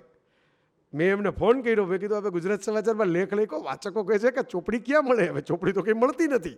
અને મેં વિક્રમભાઈને ફોન કર્યો, મૂળશંકરભાઈના દીકરાને, તો મને કહે કે આપણે ગુર્જરમાં મનુભાઈને. મેં કીધું મનુભાઈને હું કહી શકું, તમારે ફોન કરવાની જરૂર નથી, હું ડાયરેક્ટ ફોન કરું મનુભાઈને. મનુભાઈ કહે કે ચોક્કસ, તમારો ત્રીજો ભાગ છપાઈ પહેલાં બુક તમારા ઘરે પહોંચી ગઈ હશે. અને ઇટ્સ અ ચેલેન્જ. ખરેખર એમણે એવું કર્યું. ગુજરાત સમાચારમાં મારી સિરીઝનો પહેલા ભાગે મેં ફોન કર્યો બીજે દિવસે વિક્રમભાઈ સાથે વાત કરીને, અને ત્રીજો ભાગ છપાણો કુમારપાળભાઈ, છપાયેલી બાઇન્ડ થયેલી 2 ભાગ એક દુખિયારામાં આવીને મારી ઘરે પાર્સલ આવી ગયું હતું. એમણે ચેલેન્જ તરીકે લીધું કે તો મને કે આપણે કરીએ ને. મને કહે વેચાઈ ન વેચાય તો કાંઈ વાંધો નહીં, વિક્ટર યુગોની સરસ કૃતિ છે, આપણે કરી જ નાખીએ, ફરીથી છાપી દઈએ. તો એ પેલી પાદરીની દીવીઓ જે છે ને, એમાં જે લોકોએ વાંચી છે એને ખબર હશે કે એ અજવાળું તો મૂકીને ગયા છે ને દર્શનભાઈ આપણી વચ્ચે. એ અજવાળાની આપણે ચેતનાનો જે સાક્ષાત્કાર છે એ અજવાળાનો સાક્ષાત્કાર છે, એ આનંદનો સાક્ષાત્કાર છે, એમની સાથે વિતાવેલી બેસ્ટ મોમેન્ટ્સનો સાક્ષાત્કાર છે. મારા મમ્મી ગુજરી ગયા ત્યારે મને અફસોસ એ થયો કે એક નાનકડો વિડીયો મેં કોમ્પ્યુટર નવું લીધું હતું 2001માં પહેલી વાર જિંદગીમાં, એમાં એક વિડીયો બનાવ્યો છે. એ સિવાય માની લો કે ચેતન જેઠવાને ખબર છે કે મારા મમ્મી કોણ, કારણ કે બચપણનો મિત્ર છે. હું બોલું મમ્મી એટલે એને વિઝ્યુઅલ આવે મગજમાં. ગોપાલ મારી ભેગો ને ભેગો જ છે. ગોપાલભાઈ ઓળખે ગોપાલને, વિશ્વકોશ ટ્રસ્ટના બધા કર્મચારીઓ ઓળખે, પણ ગોપાલને ન આવે ને. એને મમ્મી પપ્પા ગુમાવેલા છે, પણ એને મારા મમ્મી કેવા દેખાતા હતા એ વિઝન ના આવે, મારા પપ્પા કેવા દેખાતા હતા એ વિઝન આવે, કારણ કે એ એને મળેલો છે. ત્યારે ગોપાલ તો મને ઓળખતો જ નહોતો. તો મને બહુ અફસોસ થાય કે ભાઈ મારા મમ્મીના જો વિડીયો મેં ઉતારી લીધા હોત, એ જમાનામાં આવા ફોન જેવી ટેકનોલોજી હોત તો દુનિયાને ખબર પડત કે આ જયના મમ્મી કેવા દેખાતા હતા, કેવી વાતો કરતા હતા, શું કરતા હતા. પછી અમારે એક રાજેશ બુક સ્ટોર જ્યાં હું મેગેઝિન લેવા જાઉં, અને મમ્મી ગુજરી ગયા પછી 1-2 મહિના તો બહાર નહોતો નીકળો. ત્યારે મારી હાલત તમારા જેવી, પહેલો આઘાત હતો અને ઉંમરે નાની હતી. અને પછી જાતો થયો અને મેગેઝિન લેતો થયો, ત્યાં રમણીક કાકા નામના, રમણીકભાઈ ઠક્કર નામના એક હજી છે જ આ દુનિયામાં, જીવે જ છે. રમણીક કાકાએ મને કીધું શું છે ભાઈ હવે બધું સ્વસ્થ થયો કંઈક, આમ તેમ એમ વાત કરી. એટલે વાત કરતાં કરતાં મેગેઝિનના પાના ફેરવો, મેં કીધું આમાં કેવા સરસ સરસ ફોટા બધાયના છપાય છે, મારા મમ્મીના તો આવા ફોટાય નથી મારી પાસે સરખા. એટલે રમણીક કાકા, હવે જો આ કોઈ ફિલોસોફર નથી, તો ડિસ્ટ્રીબ્યુટર છે મેગેઝિનના, મને કે જો ભાઈ આપણે જે આપણા મા બાપને જોઈએ કે આપણા સ્વજનોને જોઈએ ને કંઈ દુનિયા ન જોવાની હોય એ એંગલથી. આ યાદ રાખજે. તો આપણને બહુ રસ હોય ને આપણને બહુ આનંદ થતો હોય ને આપણા વાલા હોય એટલે આપણે એ જોયા કરીએ, કંઈ બધાય ન જોવાના હોય. અહીં છે કે નહીં ફોટા, અહીં છે કે નહીં, આમ મને કહે. મેં કીધું આ એમ તો મને યાદ જ જોઈએ ને. તો બસ મને કે તું હોઈશ ત્યાં લગી જીવશે, બાકી તો કે તારા દાદા તને યાદ આવે છે. એટલે મેં કીધું ના નથી આવતા, કારણ કે મારા જન્મ પહેલાં એ ગુજરી ગયા હતા. તો બસ તો મને કે જેમ તારા દાદા તારા પપ્પા છે ત્યાં લગી જીવશે, એમ તું હોઈશ ત્યાં લગી આવી જીવશે, પછી તો કુદરત નવો ક્રમ શરૂ કરશે. કેવડું મોટું સત્ય વિચાર કરો. મેગેઝિનના પાના ફેરવતા ફેરવતા એક માણસે મને 20 વર્ષ પહેલાં કીધું, એ આજે કામ લાગે મને જીવનની અમુક પરિસ્થિતિમાં. એણે કદાચ બોલાવ્યું, હું તો એમ માનું છું કે એ કંઈ ગીતાનો બોધ દેવા નહોતા બેઠા મને, એટલે એને કદાચ કોઈ ચેતનાનો સાક્ષાત્કાર થયો હશે કે એક ક્ષણે એના મોઢામાંથી આ નીકળી ગયું. બાકી જનરલી ઓછી વાત કરવાવાળા માણસ છે, પણ તેથી આટલું બોલી ગયા. તો મિત્રો, મારે સમાપનમાં તમારી પાસે આ જ વાત મૂકવાની છે. આપણી પાસે 2 ચોઈસ છે. કાં આપણે રોયા જ કરીએ સતત બેસીને, દુઃખિત થયા કરીએ અને છણકા કરીએ, ભગવાનને ફરિયાદ કરીએ. ઘણા લોકો તો પોતાની સાથે ખરાબ થાય એટલે પોતે બીજા સાથે ખરાબ કરવા માંડે. હા, દુનિયામાં કોઈ આપણું સાંભળતું, સારા માણસોનો જમાનો જ નથી. આપણે હિન્દી ફિલ્મોમાં બહુ એવા કેરેક્ટર્સ જોયા છે. પણ આપણે એમ માનીએ કે દુનિયા કંઈ આપણી જ આસપાસ ચાલતી નથી. હમણાં ઓલા જેમ્સ વેબ ટેલિસ્કોપ એક ફોટો પાડ્યો, એમાં આપણને ખબર પડી કે ઓહો, આજે આટલી તો આકાશગંગાઓ હજી તો આટલી જ દેખાણી આ એક આટલા લેન્સમાં. આવી તો કેટલી હશે આકાશગંગાઓ, જો આટલી હોય તો એમાં તો કેટલી સૂર્યમાળાઓ હશે ને એમાં કેટલી પછી પૃથ્વીઓ હશે, અને એમાં મારા તમારા જેવા કેટલા પેદા થઈને જતા રહ્યા હશે, આપણને તો હજી ખબર જ નથી. તો we can not say that universe should center around us. આપણને ગમે એવું જ કંઈ કરવાનો ઠેકો નથી લીધો અસ્તિત્વએ. એ આપણને ન ગમે એવું ક્યારેક કરે. આપણી જર્ની આપણે ચાલુ રાખવાની, આપણે શક્ય એટલું સરસ યાદોમાં જીવવાનું, માણસ સરસ રહે આપણી અંદર એવું કરવાનું, એટલું જ આપણા હાથમાં છે, એટલું જ આપણે કરી શકીએ એમ છીએ. તમે બાળ વાર્તાઓ લખી એ મને આનંદ થયો, કારણ કે હવે બાળકોને વાર્તાઓ જ સંભળાવવાની જરૂર છે. લોકો બાળકોને કાં પ્રીચિંગ આપે છે ને કાં મોબાઈલ આપે છે, એની વચ્ચે જે એક સેન્ટર નથી મળતું એમને, ઇમેજિનેશન, એની મજા, વેલ્યુ સિસ્ટમ, એ વાર્તાઓમાં, હું બાળ વાર્તાઓમાંથી વેલ્યુ સિસ્ટમ લઈને મોટો થયો એટલે મને એનો આનંદ છે કે તમે એ લખ્યું. ચેતનાનો સાક્ષાત્કાર જેવા પુસ્તકો તમે લખતા, એ તો મને દર્શનભાઈએ કહેતા કે ભાઈ સરસ બધાનું પોઝિટિવ થિંકિંગનું લખે છે પપ્પા.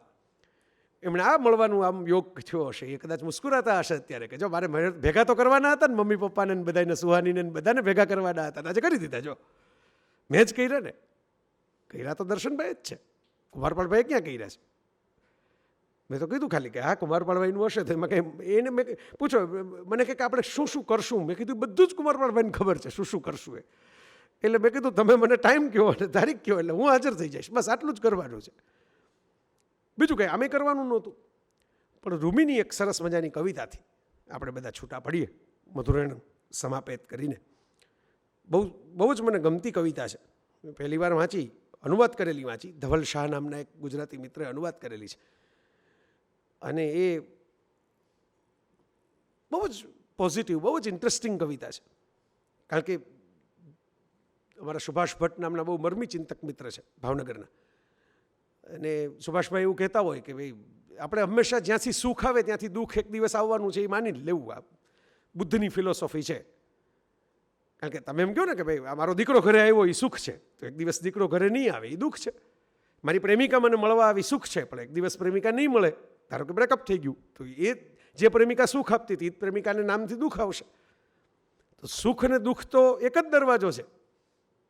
જેટલું સુખમાં ઇન્વેસ્ટમેન્ટ કરશો એટલું યાદ રાખજો કે જે દિવસે એ નહીં હોય ત્યારે તમે એમ કહો કે મારો આ ફોન બહુ સરસ ફોન, આવો ફોન તો કોઈની પાસે છે નહીં, નવો નક્કોર, ભારતમાં તો મળતો નથી, ઇમ્પોર્ટેડ છે.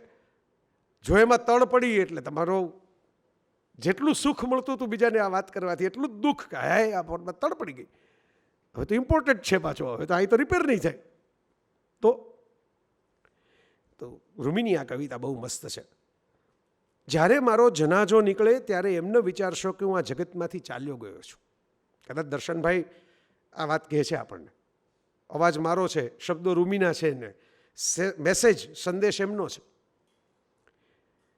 ના આંસુ સારશો રખે ન શોક કે અફસોસ કરતા, હું કોઈ રાક્ષસી ખાઈમાં પડી નથી રહ્યો. આપણે ઓલા બચપણમાં આવા વિઝ્યુઅલ્સ બતાવી દે ને આમ, એટલે મૃત્યુ આપણને બહુ એમ લાગે કે હાય આ તો શું કરી નાખશે આપણી સાથે. અમારે ભીખુદાનભાઈ તો હસતા હસતા એકવાર વાત કહી ગયા હતા, બહુ મરમી માણસ ભીખુદાન ગઢવી, એણે હસતા હસતા એવી વાત કીધી હતી કે આ માણસો છે ને એને ભેગા મરવાનું હોત ને, તમે એમ કહો ને કે આ કોવિડ થઈ ગયો છે ને હવે બધા એકાર મરી જવાના છે. આજે આ તારીખે સાંજે 6 વાગે આ પૃથ્વી ઉપર જેટલા મનુષ્યો છે એ આ કોવિડથી મરી જવાના છે, તો બધા તૈયારી કરે ને ભેગા થાય ને છેલ્લે આ કરી લઈએ કારણ કે બધાને ખબર છે કે ઓલો મરી જવાનો છે, હું મરી જવાનો હતો. એટલે કે ભીખુદાનભાઈ કે આ વાંધો જે બધાને પડે છે એ એકલા મરવાનો છે, એ જ પડે છે કે આ બાકીના મેળા કરશે ને હું જતો રહીશ, આ ભજીયા ખાશે આવતા ચોમાસામાં, મને ભજીયા ખાવા નથી મળવાના, એનો જ વાંધો છે જગતમાં બધાને. એટલે એ સેન્સમાં રૂમી આ વાત કરે છે. મારો મૃતદેહ લઈ જતી વેળા મારા જવા પર રડશો નહીં, હું ગયો છું તો કદાચ શાશ્વત પ્રેમના મુકામે ગયો છું. તમને કેમ, તમે એમ કેમ માની લો છો કે અંધારાની ખાઈમાં જ ભાઈ પડવા ગયા? આ તો શાશ્વત પ્રેમના મુકામે પણ ગયા હોય. તમે જ્યારે મને કબરમાં મૂકો ત્યારે અલવિદા ન કહેતા, યાદ રાખજો એ તો માત્ર એક પડદો છે, એને પાર એક નવી દુનિયા ખુલતી પણ હોઈ શકે. બહુ બાળ વાર્તાની જેમ જ કવિતા લખી છે રૂમીએ. હોઈ શકે, you never know, you can not be definite, હોઈ શકે, મે બી. જૈન ધર્મમાં તો તમે બધા મોટાભાગના જૈન મિત્રો છો એટલે હું કહી શકું, હું તો કાંઈ એવો જ્ઞાતા નથી કુમારપાળભાઈ જેવો જૈન શાસ્ત્રોનો, પણ જૈન ધર્મમાં તો આ કોન્સેપ્ટ છે જ. એમાં ઈશ્વર એક આમ જજની જેમ બેઠા છે ને બધાને એમ કહે છે કે જા તારું આમ થઈ જશે, ઓલાને કે ના તારું નથી થવાનું, એવો કોન્સેપ્ટ નથી. કર્મના આધારે માણસ અલગ અલગ છે, અને જે દુનિયા તમે માનો છો એ દુનિયા નથી આખરી, એ સિવાય. અને હવે આપણને એમ થાય કે હું તો મહાવીર સ્વામી કહી ગયા એટલે આપણે માની લેવાનું, આદિનાથ કહી ગયા એટલે આપણે માની લેવાનું. તો જો આમાં ઓલું તાળો મેળવવાની હોય ને, ક્રોસ ચેક કરવાનું હોય હંમેશા. બેંકના હિસાબો ક્રોસ ચેક કરવા માટે તાળો મેળવવો પડે. તો નરસિંહ મહેતાએ કહી ગયા સૃષ્ટિ મંડાણ છે, સર્વે એણી પડે, જોગી જોગેન્દરા કોક જાણે. હવે મહાવીરને નરસિંહ એક ક્લાસમાં જ ભણતા નહોતા કે બેને એક જ સરખું લેસન આવ્યું હોય? તો આવું કેમ કહી ગયા? બે એક જ વાત કેમ કહી ગયા? કિંગડમ ઓફ હેવન એવું જીસસ પણ કહી ગયા. તો હવે એ કેમ? આપણને એમ થાય કે ભાઈ જીસસ તો ભગવાનના દીકરા ગણાતા અને ચમત્કાર કરતા ને પોતે પ્રગટ થતા ને, તો એને ખીલા મારી નાખ્યા કે ચમત્કાર કર્યો નહીં એણે? ખીલા હવામાંથી આમ સાઉથ ઇન્ડિયન ફિલ્મોની જેમ નીકળી જાય ને સામા જતા રહે, એવું કેમ જીસસ નહીં કરી ગયા હોય? તો એક જગ્યાએ જીસસે એવું કહ્યું છે, એટલે દરેક જગ્યાએ કંઈક તાળા મળે છે કે હું તમારું દુઃખ દૂર જ કરી દેવા નથી આવ્યો. કંઈ હું કંઈ આવ્યો છું તો કંઈ પ્રોફેટ તરીકે આવ્યો છું તો તમારું દુઃખ દૂર કરવા. તમે એમ કહો કે દરેક વખતે બાંધો માણસ લઈ આવવાનું, સાજો કરી દો આમ ચપટી વગાડીને, તો હું જ ન આમ જેને કહેવાય સોનાના સિંહાસન ઉપર ગોઠવાઈ જાઉં. પણ હું તમારી ભેગો એટલે છું કે તમારા દુઃખમાં હું પણ ખભો આપીશ રડવા માટે. I can not remove your pain, but I can share your pain. I will be with you in your pain. It's a great philosophy, જેમાંથી આટલી સર્વિસ ઇન્ડસ્ટ્રી, તો ઇન્ડસ્ટ્રી કયો, પણ હું એટલું કહી શકું કે સેવાઓ જે શરૂ થઈ અમુક પશ્ચિમના દેશોમાં, એ આ મેસેજમાંથી શરૂ થઈ. ક્રિશ્ચિયાનિટીના ચર્ચની આખી દુનિયા જુદી છે, પણ જે સર્વિસવાળી જે દુનિયા છે, charity for others, community service, એ આ મેસેજથી શરૂ થઈ કે ભાઈ અમે તમારું દુઃખ દૂર નહીં કરી શકીએ, પણ અમે તમારા દુઃખમાં ભાગીદાર થવા માટે ઊભા રહીશું. તો રૂમી કહે છે તમે મને જ્યારે નીચે ઉતરતો, એટલે આપણે અગ્નિ સંસ્કાર કહીએ, એમણે મુસ્લિમ વાત લખી છે એટલે દફન છે, તમે મને જ્યારે નીચે ઉતરતો જોયો ત્યારે મને ઉપર ઉઠતો ન જોયો. કબરમાં જ્યારે તમે મારો મૃતદેહ મુકાતો તો એ નીચે જોયું ત્યારે એને જોયું એમાંથી આત્મા તો ઉપર જઈ રહ્યો છે. જ્યારે સૂર્ય કે ચંદ્ર અસ્ત પામે છે ત્યારે ખતમ નથી થઈ જતા. અસ્ત પામવું અને ખતમ થવું જુદી ઘટનાઓ છે. આપણે કહીએ ને સૂરજ ડૂબી ગયો એટલે રાત પડી ગઈ, તો સૂરજ જતો નથી રહ્યો, અસ્ત પામ્યો છે. ઉદય કંઈક બીજે થતો હશે. ત્યારે જે આ તમે બધા તો ગ્લોબલ સિટીઝન છો, અમેરિકામાં નહીં હોય અત્યારે સૂરજ ડૂબેલો. આગળ રૂમી કહે છે કે જે અંત કે અસ્ત સમાન લાગે છે ત્યાં ખરેખર તો ઉદય જ હોય છે, ત્યાં રાઇઝિંગ જ હોય છે, એન્ડિંગ નથી હોતું. કબર જ્યારે બંધ થાય ત્યારે આત્માની પાંખો ઉઘડે છે. તમે કદી જોયું છે કે ધરતી પર પડેલું બીજ અંકુરિત ન થાય? તો પછી શું કામ માનવના નવપલ્લવિત થવા ઉપર શંકા કરો છો? આ તો આખી ભગવદ્ ગીતા આવી ગઈ. ન હન્યતે હન્ય માને શરીરે આવી ગયું. આત્મા ખોળિયું બદલાવે છે, માત્ર વસ્ત્ર બદલાવે છે, એ વાત આવી ગઈ સીધી એક જ ધડાકે. કૂવામાં ગયેલી ડોલ ખાલી પાછી આવતી જોઈ છે? તો આત્મા માટે શું શોક, જે અચૂક પાછો તો ફરવાનો જ હોય છે. છેલ્લી વાર તમારું મુખ બંધ થાય ત્યારે તમારા શબ્દો અને આત્મા એ વિશ્વના રહેવાસી થઈ જાય છે. પછી સ્થળ અને કાળનું કોઈ બંધન રહેતું નથી. જે દર્શનભાઈને આપણે ઓળખતા હતા એ દર્શનભાઈને લિમિટેશન હોય ને, એને તો ભૂખે લાગે, એ ગુસ્સે થાય, એને ઊંઘે આવે. પણ જે દર્શનભાઈની આજે આપણે વાત કરીએ છીએ એમને ભૂખ ન લાગે, એમને ઊંઘ ન આવે, એમને ગુસ્સે ન થાય, કારણ કે એ હવે સ્થળ અને કાળની બહાર નીકળી ગયા, હવે ચેતના થઈ ગયા. અને એ ચેતનાનો સાહેબ સાક્ષાત્કાર છે, હું માનું છું. મારો નાનકડો અનુભવ આવું કહે છે. હું કંઈ બહુ અધિકારી વ્યક્તિ નથી. એકચ્યુઅલી મૃત્યુ ઉપર બોલવાવાળા કોઈ અધિકારી વ્યક્તિઓ આ પૃથ્વી ઉપર નથી, કારણ કે અધિકારી વ્યક્તિઓ તો બોલી શકતા નથી. જેણે અનુભવ કર્યો એ પાછા આવતા નથી કહેવા માટે, અને જે બોલે છે એને અનુભવ જ નથી કર્યો તો કેમ ચાલે? હરીન્દ્ર દવે એક કુમારપાળભાઈ છેલ્લો લેખ જે પ્રવાસીમાં લખેલો, જન્મભૂમિ પ્રવાસીમાં, મનુભાઈ, એ છેલ્લો લેખ એવો લખેલો કે ભાઈ એ હોસ્પિટલના બિછાનેથી કે હું આ લખું છું, અને મેં કૃષ્ણ ઉપર ઘણું લખ્યું, મૃત્યુ ઉપર ઘણું લખ્યું, કવિતાઓ ઘણી લખી, પણ એમણે બહુ દિખાલસ કબૂલાત કરેલી કે ભાઈ કવિતા કવિ હરીન્દ્ર દવે હજી લખી શકે એમ છે, હજી 2 કવિતા લખી નાખે એમ, આ હોસ્પિટલ ઉપર કવિતા લખી નાખે. પણ મનુષ્ય હરીન્દ્ર દવેને ખબર નથી કે આગળ શું થવાનું છે. It's that is a great adventure એક અંગ્રેજીનું સરસ કોટ છે, ઇટ્સ અ ગ્રેટ એડવેન્ચર. તમને ખબર જ નથી કે આગળ શું થવાનું છે. તો આપણે કોઈ જાણતા નથી. તમે જય વસાવડાને બોલાવો, તમે માન આપો, તમે પ્રેમ આપો, એ તમારા બધાના હૃદયનો પ્રેમ છે. આપણે દર્શનભાઈ માટે મને ઉમળકો છો એ મારો હૃદયનો પ્રેમ છે. આપણે બધા પ્રેમ પ્રદેશના વાસીઓ છીએ એટલે ભેગા થયા ને એટલે આ કાર્યક્રમ કર્યો. પણ ઇવેન્ચ્યુઅલી હું તો જાણતો નથી ખરેખર શું છે. પણ મેં કીધું એમ તાળો મળે છે. જેટલા મેં ગ્રંથો વાંચ્યા એમાંથી તાળો મળે છે. બધા સફેદ પ્રકાશની જ વાત કેમ કરતા હશે? જુઓ, તેજોલેશિયા હોય, ખુદા કા નૂર હોય, લીડ કાઇન્ડલી લાઇટ હોય, તમસોમાં જ્યોતિર્ગમય હોય, અપદીપો ભવો હોય, બધા લાઇટની જ વાતો કર્યા કરે. મેં કીધું કોઈ એક ક્લાસમાં જ ભણ્યા નથી, બધા એક સિલેબસમાં તો છે નહીં. બધાને દેખાય તો નૂર જ દેખાય, લાઇટ જ દેખાય, તેજ જ દેખાય. તો એમ આપણને તાળો મળે છે કે સાવ તો કંઈક આ બ્લેન્ક સ્પેસ નથી, કશુંક તો એવું છે આપણને નથી સમજાતું. અને કદાચ એ રચના જેવી રીતે કરવામાં આવી છે કે તમને ન સમજાય.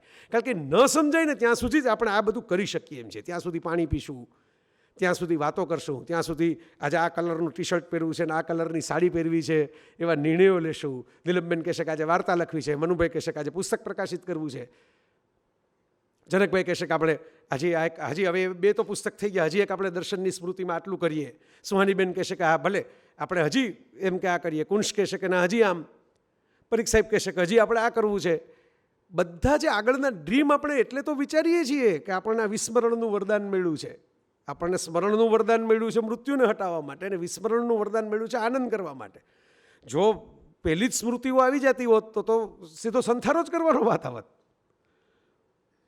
તો ઉપરવાળા એવી રચના જ કરી છે કે તું ભૂલીને જા જે કંઈ જવાનું છે, તો તને આ યાત્રામાં થોડીક મજા આવશે. બધું યાદ રાખીને બેગેજ ભેગું હશે તો સામાન સાચવવામાં રહી જઈશ તો જર્નીના દ્રશ્યો નહીં દેખાય.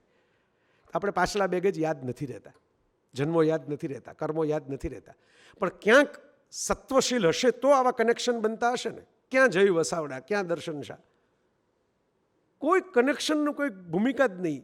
એક મને આવેલો વિચાર, એમાંથી મેં એક બ્લોગ મૂક્યો, એની મેં ફેસબુક ઉપર પોસ્ટ લખી. ધારો કે એ દિવસે દર્શનભાઈ નહીં વાંચ્યું હોય તો આમ તમે ઇમેજિન કરો કે એ દિવસે દર્શનભાઈ કંઈક બીજા કામમાં હોય એને ન વાંચી પોસ્ટ, તો એની વિચાર ના આવત મને ફોન કરવાનો કે હાલો આપણે તમારી સાઇટ બનાવીએ. વિચાર ના આવત તો હું તો ઓળખત જ નહીં.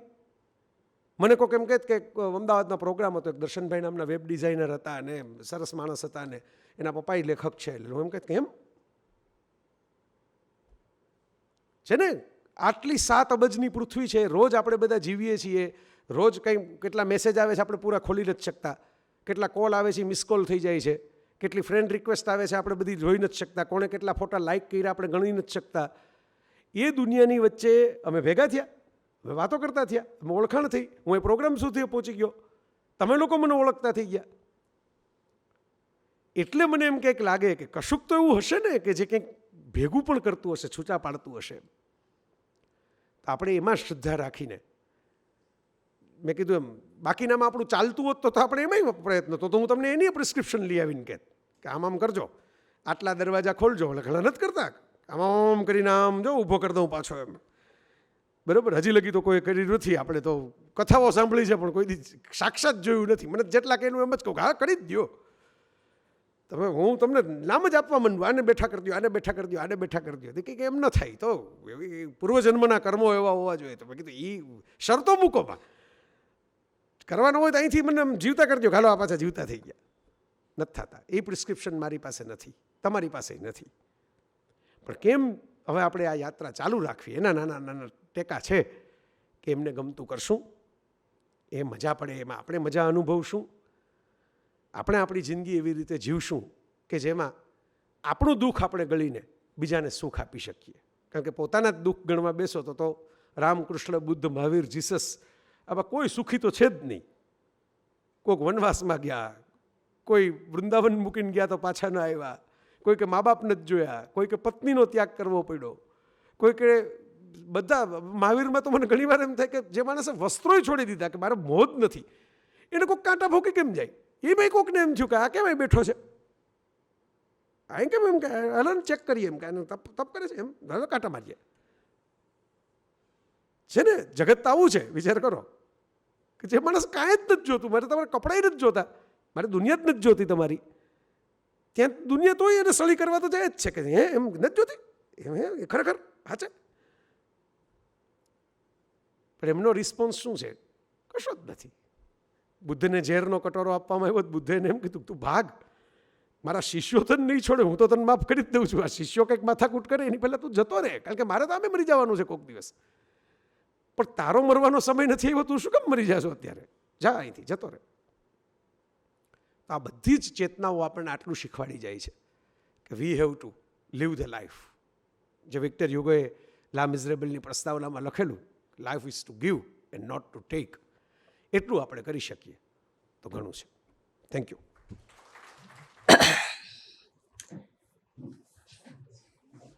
જનકભાઈના બાળ વાર્તા સંગ્રહનું નામ જ થોડું વિશિષ્ટ છે. ટોમ, ટીટ, ટોટ અને બીજી બાળ વાર્તાઓ.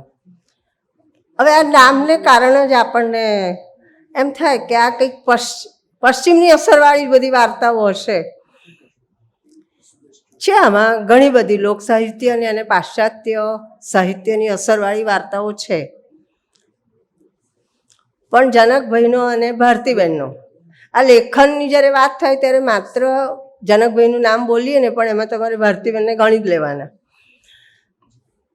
એટલે એ લોકોએ આ કહ્યું ને કે આ બધાને વાર્તાઓ કહેતા હતા અને પછી આ લખાઈ, અને આ આટલા બધા મોટા થઈ ગયા, એમને ઘેર પણ નવી પેઢી આવી ગઈ હશે મોટા ભાગનાઓને ત્યાં, ત્યારે આ વાર્તાઓ પ્રકાશિત થાય છે. એટલે કેટલું એક સરસ ચક્ર અહીંયા આજે પૂરું થાય છે. તો હું બહુ થોડું જ કહીશ, કારણ કે આપણે જયભાઈને સાંભળવા એ આપણું મુખ્ય લક્ષ્ય છે.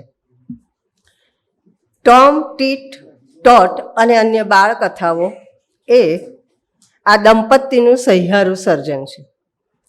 પ્રસ્તુત સંગ્રહમાં 15 વાર્તાઓ છે ને તમામ વાર્તાઓમાંથી બાળકને આનંદ અને પથ્યબોધ બંને મળે છે. કેટલીક વાર્તાઓ કલ્પના પ્રધાન હોવાથી તેમાં આવતા ચમત્કારોથી અદ્ભુત સૃષ્ટિ રચીને બાળકોને તાજ્જુબ કરે છે, તો કેટલીક વાર્તાઓ બાળકને બૌદ્ધિક આનંદ આપે છે. ઉદાહરણ રૂપે એક વાર્તા જોઈએ. અજાયબ દેશની અજાયબ વાત. ફર ફર એક લીલું પંખી અનિતાના માથા ઉપર ઉડવા લાગ્યું. અનિતા તો ભણવાની માથાકૂટ ન હોય તો કેવું સારું એમ વિચારતી ગુલાબના બગીચામાં બેઠી હતી. હવે તો તમે અહીંયા આપણે વાર્તાની સાથે સાથે બાળકોનું મનોવિજ્ઞાન પણ લેખકે કેવું સરસ સાંકળી લીધું છે એ આપણે સમજતા જઈશું. અનિતા તો ભણવાની માથાકૂટ ન હોય તો કેવું સારું એમ વિચારતી ગુલાબના બગીચામાં બેઠી હતી. ત્યાં તો પાછો પાંખોનો ફફડાટ સંભળાયો. ફર ફર. પેલું લીલું પંખી તો અનિતાની પાસે આવીને બેસી ગયું. અનિતાએ આવું સુંદર પંખી તો ક્યારેય જોયું નહોતું. એ તો ધીમે ધીમે એને પંપાળવા લાગી અને બોલી ઉઠી, કેવું સરસ મજાનું પંખી છે. તેના જવાબમાં પંખી પણ કંઈક બોલવા લાગ્યું. લીલું પક્ષી મીઠા અવાજે પોતાના વખાણ કરવા બદલ આભાર માનતું હતું. અનિતાએ પૂછ્યું, મીઠું મધ જેવું બોલતા કોણે શીખવ્યું? બધા જ પક્ષીઓ બોલી શકે છે, પરંતુ તે શું કહે છે તે બહુ ઓછા માણસો સમજી શકે છે. પક્ષીએ કહ્યું. તું કયા પ્રદેશનું પંખી છે? અનિતાએ પૂછ્યું.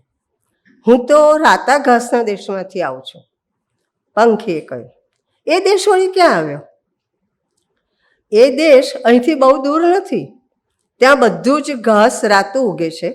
વૃક્ષોના પાંદડા જાંબુડિયા રંગના હોય છે. ત્યાં હંમેશા ઉનાળો જ હોય છે. જે કંઈ ફળો થાય છે તે પાક્કા જ ફળો હોય છે. ત્યાં કોઈને કંઈ કામ કરવું પડતું નથી. લીલા પક્ષીએ કહ્યું. તો કેવો અદ્ભુત દેશ હશે. હવે મારે જવું જોઈએ, પણ જતા પહેલા તને 3 વરદાન આપું છું. તારી 3 ઈચ્છાઓ પરિપૂર્ણ થશે. આટલું કહીને પંખી તો ઉડી ગયું. હવે અહીંયા આગળ આપણે પંખી શા માટે એને વરદાન આપવાનું છે ને એવા કોઈ કાર્યકારણ સંબંધના વિચારવાની જરૂર નથી, કારણ કે આ બાળ વાર્તા છે.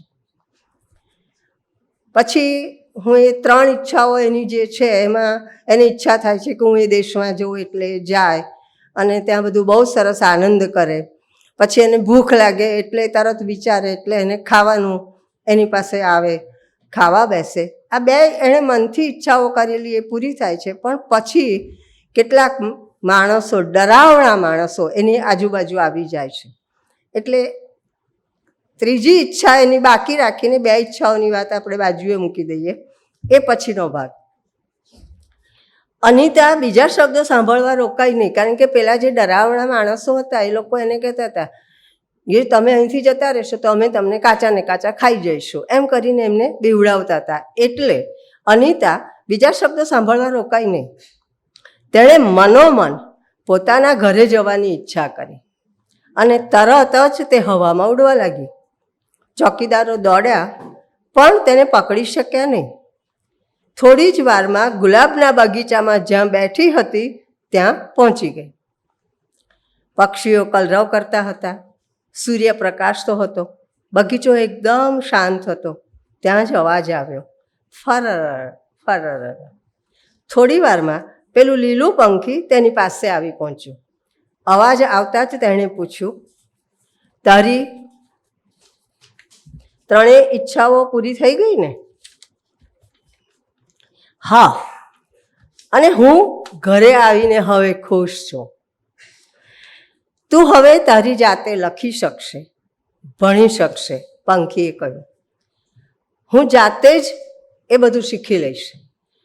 મૂર્ખાઈ ભરી ઈચ્છાઓ કરવા કરતાં તે વધારે સારું છે.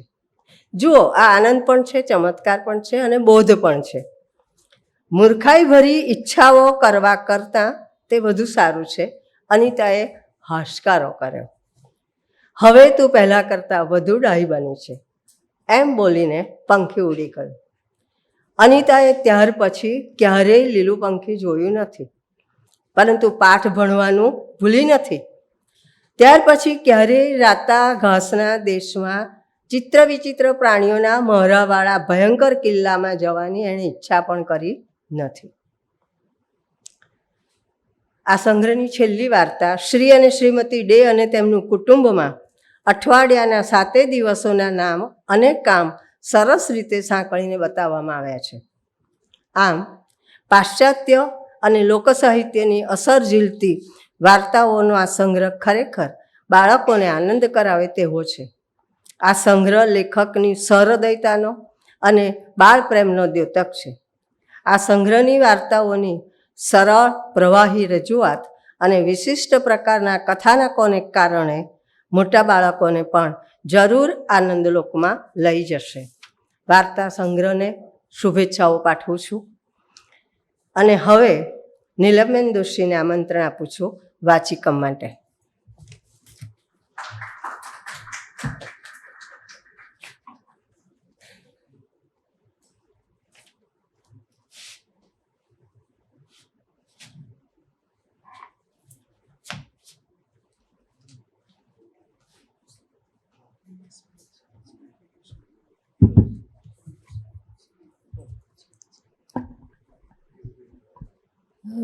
પરમ આદરણીય શ્રી કુમારપાળભાઈ, આદરણીય મનુભાઈ, શ્રદ્ધાબેન, જનકભાઈ તથા ભારતીબેન અને વાલા અને લોકલાડીલા આપણા જયભાઈ તથા ઉપસ્થિત સર્વે સ્નેહીજનોને સાદર વંદન.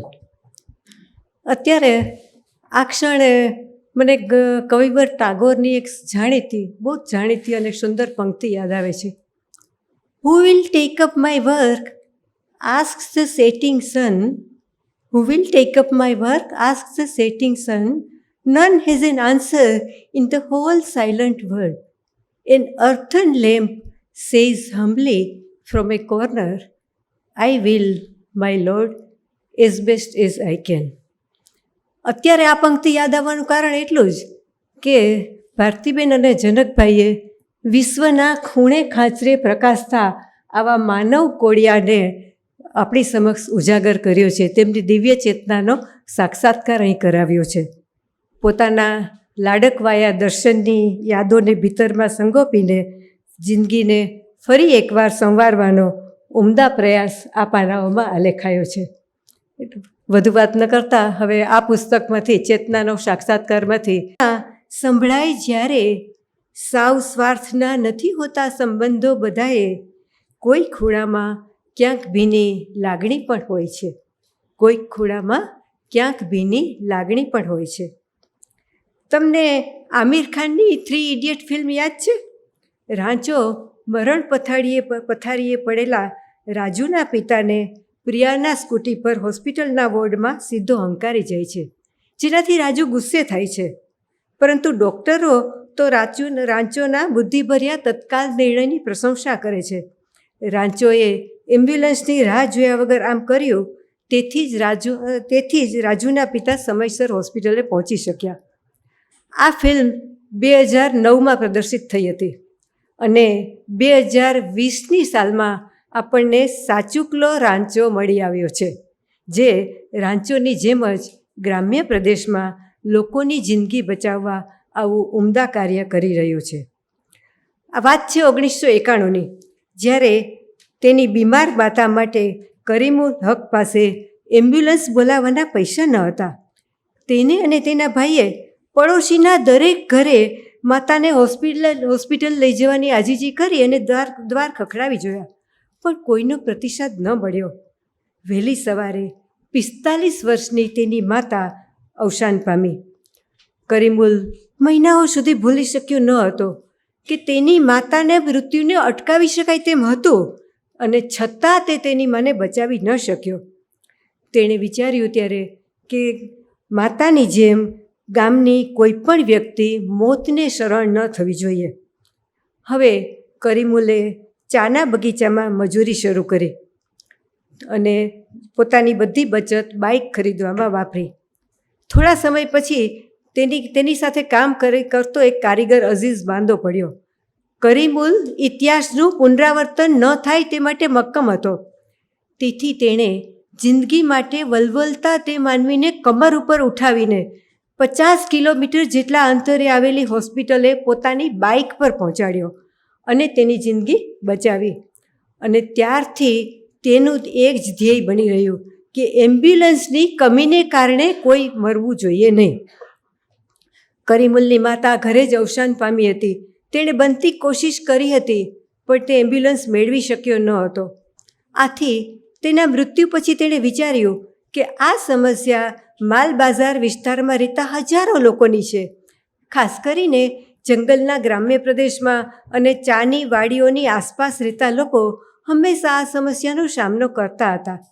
તાત્કાલિક યોગ્ય સારવાર ન મળવાને લીધે ગરીબ લોકો ઘણીવાર મોતને શરણ થઈ જતા હતા. તે તેણે અનુભવ્યું. તેની બાઇકનો ઉપયોગ કટોકટીભરી સ્થિતિમાં લોકોને હોસ્પિટલે પહોંચાડવામાં એમ્બ્યુલન્સ તરીકે કરે છે. તેણે પશ્ચિમ બંગાળના 20 જેટલા ગામડાના લગભગ 4000 લોકોના જીવ બચાવ્યા છે.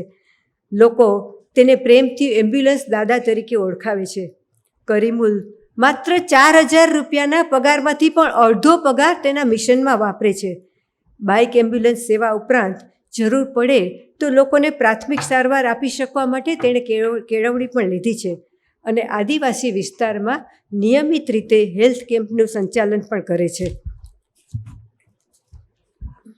તેના નાનકડા ઘરનો આગળનો રૂમ ઇલકાબો અને પ્રમાણપત્રોથી ભરચક છે. 2017ની સાલમાં તેને દેશના રાષ્ટ્રપતિ દ્વારા સર્વોચ્ચ નાગરિક તરીકેનો પદ્મશ્રીનો એવોર્ડ પણ આપવામાં આવ્યો છે. અને આ વર્ષે ફિલ્મ પ્રોડક્શન હાઉસે તેની જિંદગી પરથી ફિલ્મ બનાવવાના કરાર પણ કરેલા છે. કરીમુલના 2 દીકરા રાજુ અને રાજેશ તેના કાર્યમાં મદદ કરે છે. કરીમુલે સાબિત કર્યું છે કે અસાધારણ કાર્ય કરવા માટે તમારું અસાધારણ એટલે કે મોટા હોવું જરૂરી નથી, તમારી ભાવના મોટી હોવી જોઈએ. કરીમુલની તત્કાલ સેવાનો લાભ મેળવનારા ગામડાના લોકો કહે છે, અમારા માટે કરીમુલ દાદાનું સ્થાન ભગવાન પછીનું છે. આ બાઇક એમ્બ્યુલન્સ દાદાના કાર્યથી બીજા પણ ઘણા લોકોને આવું સામાજિક કાર્ય કરવાની પ્રેરણા મળી છે. કરીમુલ માને છે કે એક વ્યક્તિના પ્રયત્નોથી જો આટલી બધી જિંદગી બચાવી શકાય છે, તો વિચારો કે આવા વધુ લોકો જો નિસ્વાર્થ ભાવે મદદ કરવા આગળ આવે તો કેટલા ગરીબ લોકોની મદદ કરી શકાય. દિલથી સલામ છે એમ્બ્યુલન્સ દાદાને. કોઈકે બહુ જ સાચું કહ્યું છે, खुद मझधार में होकर भी जो औरों का साहिल होता है, ईश्वर जिम्मेदारी उसी को देता है, ईश्वर जिम्मेदारी उसी को देता है जो निभाने के काबिल होता है, जो निभाने के काबिल होता है. આ પુસ્તકમાં આવા તો અનેક ઝળહળતા માનવ કોડિયાની ચેતનાનો સાક્ષાત્કાર જનકભાઈ અને ભારતીબેને કરાવ્યો છે અને ખૂબ વાંચવા જેવું જ પુસ્તક છે. એક મસ્ટ રીડની શ્રેણીમાં હું આને મૂકીશ. અને હવે ઓવર ટુ જયભાઈ, જેને સાંભળવા માટે આપણે બધા અહીંયા આતુર છીએ. Thank you so much. અસ્તુ.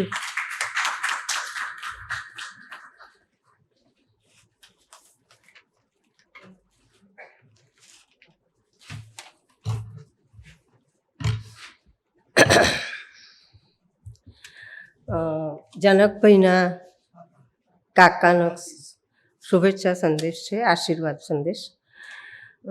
ભાઈ ડૉક્ટર જનકભાઈ, શુભ ઘડી શુભ અવસરે તમારા બંને પુસ્તકો પ્રગટ થઈ રહ્યા છે. તે પ્રસંગે મારા અંતરના અભિનંદન અને સારસ્વત કાર્યમાં ખૂબ ઊંચું સ્થાન પ્રાપ્ત કરો તેવી શુભેચ્છાઓ અને શુભાશીષ. હું હંમેશા તમને મારા માનસપુત્ર તરીકે જોઉં છું અને વહાલ કરું છું. તમારી સફળતાને મારા અંતરના આશીર્વાદ છે. ગરવી ગુજરાતને તમારા ગૌરવભર્યા અને પ્રેરણાદાયી વિચારોનું પ્રોત્સાહક સંસ્કાર સિંચન મળે અને સતત વિકાસ સાધતા ચિંતનઘેરું લેખન દ્વારા ગરવા ગુજરાતીનું ઉન્નત મસ્તક રહે તેવી શુભેચ્છા. ઉચ્ચ વિકાસ સાધો અને સાત્વિક જીવન પ્રાપ્ત થાવ તેવી અભિપ્સા. દિનેશભાઈ એટલે દિનેશ કાકા અને રોહિણી શાહ, એમના આશીર્વાદ. અને હવે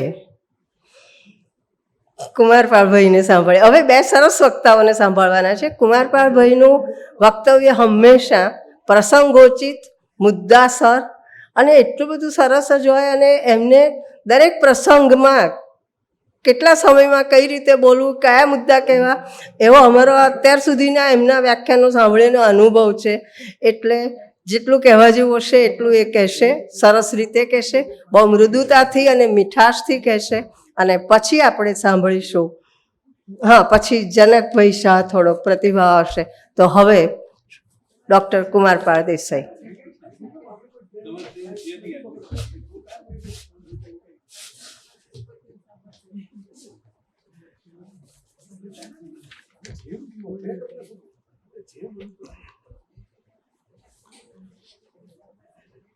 પ્રિય જયભાઈ, મારા સ્વજન એવા જનકભાઈ અને ભારતીબેન, વિશ્વકોશના એક આધાર સમા અમારા ગ્રંથો બહાર પાડીએ ત્યારે એના વેચાણની સૌથી વધારે ચિંતા હોય આ સમયમાં.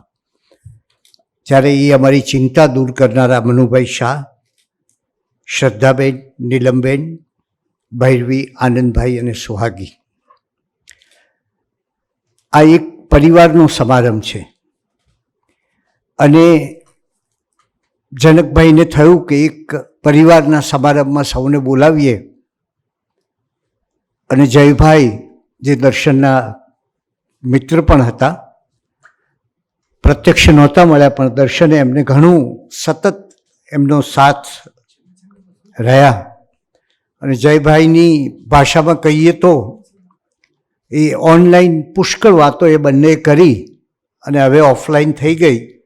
એનો જે દુઃખ છે એ જયભાઈના મનમાં હતું. અને એમને કહ્યું કે હું એક વખત તમે કહેશો ત્યારે આવીશ. જયને બોલાવવો હોય તો પણ એક વિજય જેટલી મેળવવા જેટલી તૈયારી કરવી પડે. પણ એ બહુ આપોઆપ અને પ્રેમથી, સ્નેહથી દોરવાઈને આવ્યો. એટલે આ સમારંભની એક નવી વિશેષતા આ છે કે વ્યક્તિના જેની સાથે તાર મળી ગયા હોય તો પછી તમે કોઈ દિવસે કહો ત્યારે એવી રીતે આવવાનું તૈયારી બતાવી. એટલે આજે આનંદ છે આપણને કે જયભાઈ આપણી વચ્ચે છે અને આપણી સાથે આ વિષયમાં સરસ વાતો કરશે. જનકભાઈ એક બહુ જ પુરુષાર્થી વ્યક્તિ છે. જેટલા લાગણીશીલ છે એટલા જ મહેનતુ છે. અને અમારે ક્યાંય પણ કંઈ જરૂર પડે તો તરત જ જનકભાઈને કહીએ કે જનકભાઈ જરા આમાં અમને મદદ જોઈએ, અને તરત અડધા કલાકમાં એમનો જવાબ આવી ગયો હોય. એમના વિશે તો હું વર્ષોથી જાણું છું, મારા પરિવારજન છે માટે, પણ એની વિશેષ વાત ન કરતાં હું એટલું જ કહીશ કે એમના જીવનમાં જ્યારે આખી માંદગી દરમિયાન હું એમની સાથે સતત સંપર્કમાં હતો, કેવા પ્રશ્નો થતા, કેવી અંધાધૂંધી હતી, રેમડેસિવિરની કેટલી મુશ્કેલીઓ હતી, આ બધું મેં એ વખતે એની સાથે જોયું હતું. પણ હવે માનું છું કે એ જીવન સંઘર્ષના માણસો છે, અને આ લોકો એમના જીવન સંઘર્ષમાંથી આપણે જાણીએ છીએ કે સમસ્યા એમને આવી છે. જઈને તો ભાઈ જનકભાઈને તો એવી સમસ્યા આવેલી કે કદાચ 72 કલાકથી વધારે જીવે પણ નહીં, એવી સ્થિતિ હતી એક વખત જ્યારે એમને આ પડી ગયા ત્યારે. પણ એમાંથી એ બહાર નીકળ્યા, સંઘર્ષની કેટલીય કથાઓ લખી. આજ સભાગૃહની અંદર એમના પુસ્તકોનું સરસ વિમોચન થયું. આજ સભાગૃહની અંદર એમણે લખેલી પુરુષાર્થની પ્રેરક વાતો ધરાવતી કૃતિઓ તો આવી, પણ આખું એક અમે એનું ઓડિયો વિડિયો પ્રેઝન્ટેશન પણ કર્યું. એટલે આ મેં સતત કરે છે. એમણે બાળકથા લખી છે, અને સૌથી વધારે તો હું ઈચ્છું કે હવે એમના જીવનમાં જે કંઈ ભૂતકાળ બન્યો છે, મેં એમને એક સરસ પુસ્તક પણ આપેલું, પણ એ જનકભાઈના જીવનમાં જે કંઈ ભૂતકાળ છે એ ભૂતકાળને સ્મૃતિમાં રાખીને એક નવું સર્જન કરે, નવા વિચારો આપે. ભારતીબેન પણ એમાં એમને એટલો જ સાથ આપે છે. વિશેષ તો આ પરિવારનો સમારંભ હોવાથી મારી તો ઈચ્છા એવી હતી કે આપણો આખોય પરિવાર, સૌ કોઈ એ જયભાઈને બસ સાંભળ્યા જ કરે. એ કહે છે કે હું ફ્લાઇટની ટિકિટ લઈને નથી આવ્યો, એટલે આપણે માટે પણ નિરાશ હતી કે હવે ક્યાં જવાના છે. તો આજના આ અવસરે અમે એક નાનો સમારંભ કરવાનો વિચાર કર્યો, આપ સૌ આવ્યા, એનો આનંદ છે. અને સૌથી વધારે તો આ સમારંભની 2 બાબત છે. એક, જીવન સંઘર્ષમાંથી કઈ રીતે બહાર આવી શકાય એનું એક ઉદાહરણ, અને બીજું કે માણસે કોઈ એક નાની મદદ કરી હોય, થોડોક પ્રેમ કર્યો હોય, થોડીક મદદ કરી હોય, તો એની સ્મૃતિ કેટલી ચિરંજીવ રહે છે આપણા ચિત્તમાં, જેનું કારણ જાય છે કે એ પોતે આ ખાસ આ કાર્યક્રમને માટે આવ્યા. એમનો પણ આભાર, આપ સૌનો આભાર. નમસ્કાર.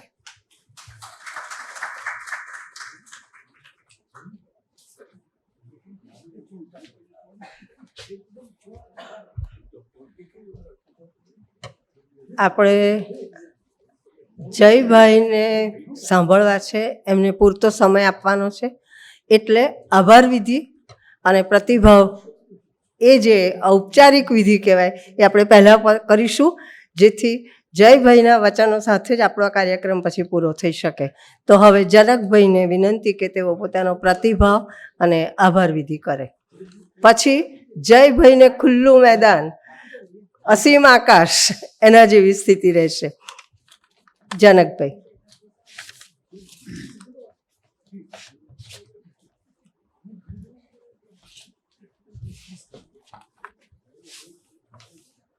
નમસ્કાર.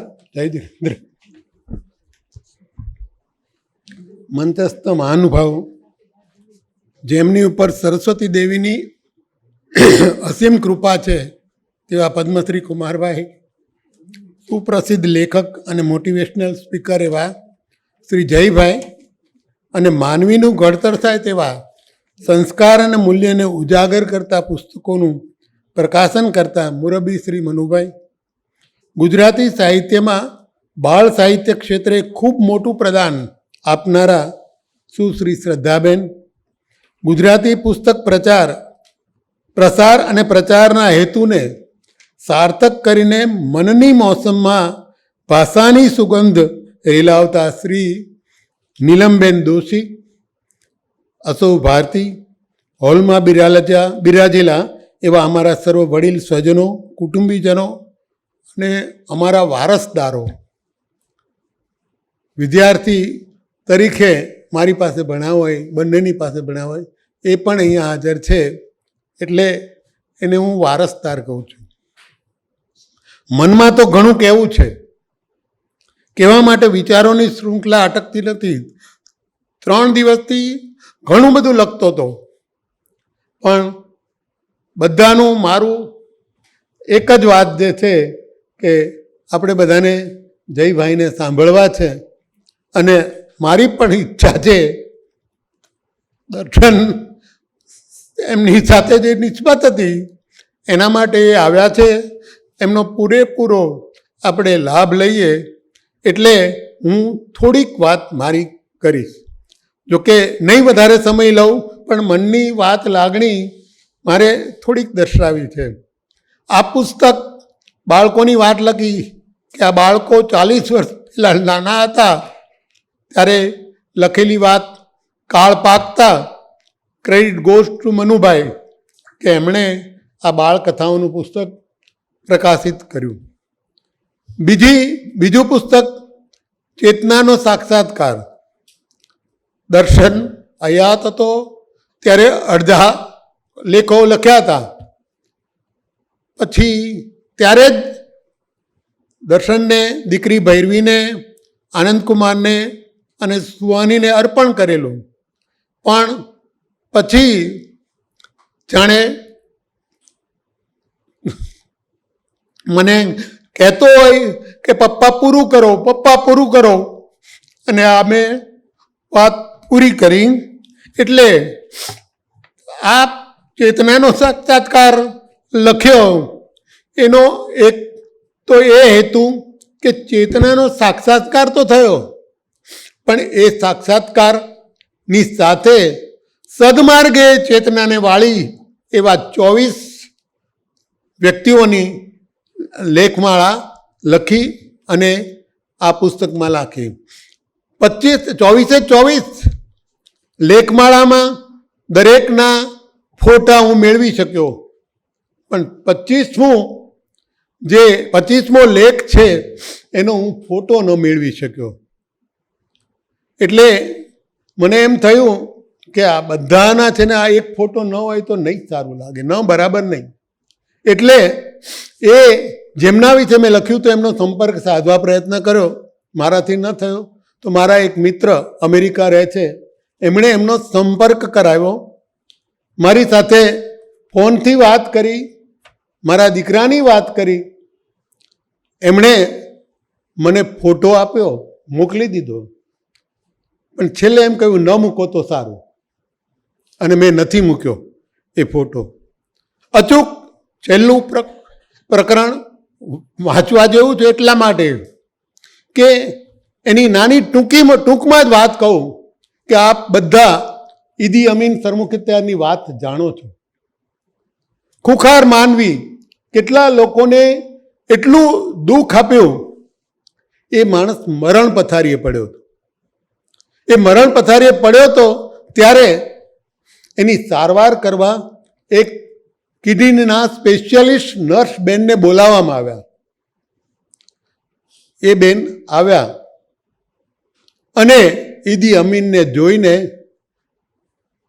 પોતાની 14 વર્ષની ઉંમર એ જે જીવતા હતા એની સ્મૃતિ મનમાં તાજી થઈ આવી.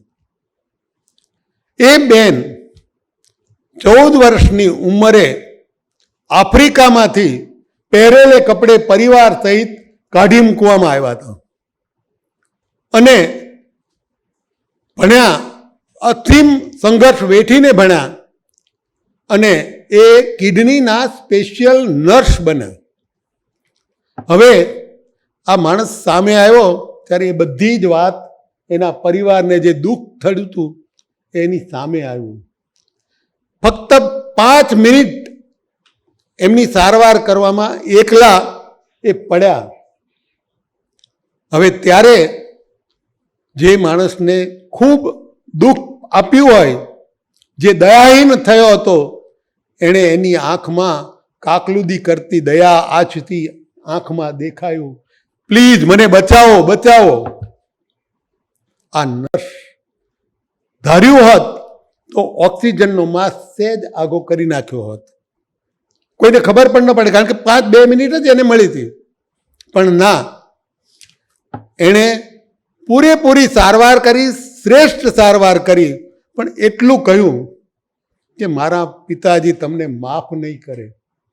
તમને જે કર્મની જે સજા મળી છે એના માટે મારા પિતા હું તમને જીવવાડવા પ્રયત્ન કરીશ. એ બેન ઈદી અમીનના જે કંઈ માણસોને એના કારણે એમણે બને ત્યાં સુધી જાહેરમાં નથી આવતા, એ વાત પણ નથી કરતા, કોઈને સરનામું પણ નથી આપતા. પણ જોવાની ખૂબી મારા સદનસીબ કે અઠવાડિયામાં 2 મેસેજ એમને આવે છે. ફોન પર મારી સાથે વાત કરે ત્યારે પહેલા શબ્દો જય શ્રી કૃષ્ણ, ઈમેલ લખે તો પહેલું ઉદ્બોધન જનકભાઈ જય શ્રી કૃષ્ણ લખે. એ બેનના પરદાદા પોરબંદરમાં દાદા દાદી જીવતા હતા.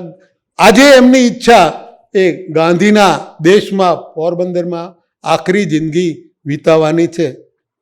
પણ કહેવાનું આશય છે કે એમણે મને જે આશ્વાસન આપ્યું કર્મની વાત કરીને, જે ફોનથી થોડોક હું હજી હળવો નથી થયો, પણ હળવો થયો કે જનકભાઈ આ કર્મની વાત છે, ઋણાનુબંધની ચૂકવણીની વાત છે.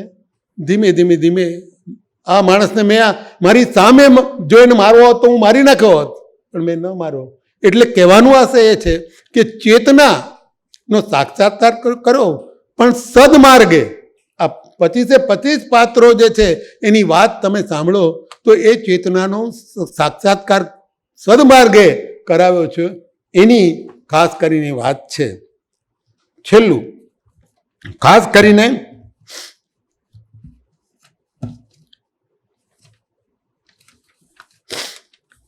દસેક વર્ષ પહેલા એક પ્રાર્થનામાં મેં વાંચેલું, never ask for a lighter rain, instead pray for a better umbrella. હળવા ઝાપટાની તમે અપેક્ષા ન રાખો અથવા કયો નહીં, ભગવાનને પ્રાર્થના ન કરો, પણ એની સામે રહેવા માટે સરસ શક્તિશાળી મજબૂત છત્રી માટે ભગવાનને પ્રાર્થના કરો.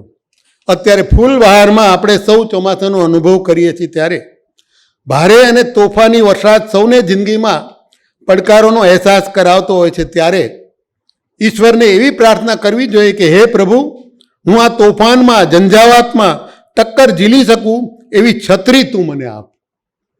ક્યારેક જિંદગીની હોડી વાવાઝોડા અને તોફાનમાં હાલક ડોલક થતી હોય ત્યારે તેની સામે ટકી રહેવા માટે એક મજબૂત ટેકાની જરૂર હોય છે. ઈશ્વરની કસોટીમાં પાર ઉતરવા માટે નાના મોટા ટેકાઓથી જિંદગીની પ્રતિકૂળતા સામે લડવામાં સક્ષમ બની શકાય છે. બાકી આ ભવના કે પરભવના કર્મોના ફળ ભોગવવા પડે છે. માનવી જન્મ લે છે તો બાકી રહેલી ચૂકવણી કરતાં કરતાં ઋણાનુબંધ પૂરો થતાં ખાલીપો સર્જીને તે ક્યારે ચાલ્યો જાય છે ખબર નથી પડતી. પણ આ સર્જાયેલા ખાલીપામાં એક મજબૂત ટેકારૂપ છત્રી બની આજે આપ સૌ મારી પડખે ઊભા રહ્યા છો. તે માટે આભારનો શબ્દ વામણો પડે, બહુ નાનો પડે. હું વધારે મારી લાગણી બસ એટલું કહું કે બહુ એ આભાર શબ્દ બહુ ટૂંકો છે. તમારી સૌની લાગણી, આશીષ, પ્રેમ માટે અમે હૃદયથી ઋણી છીએ. કુમારભાઈ અને પ્રતિમાબેનનો પ્રેમભર્યો નાતો અમારા પરિવાર સાથે બચપણની સાથે રહેલો છે. કુમારભાઈ એમણે વાત કરી કે 11 વર્ષનો નાનો હતો, ઝાડ ઉપરથી પડી ગયો, મોર તમે નીચે જમીન જોઈ શકો એવો ખાડો.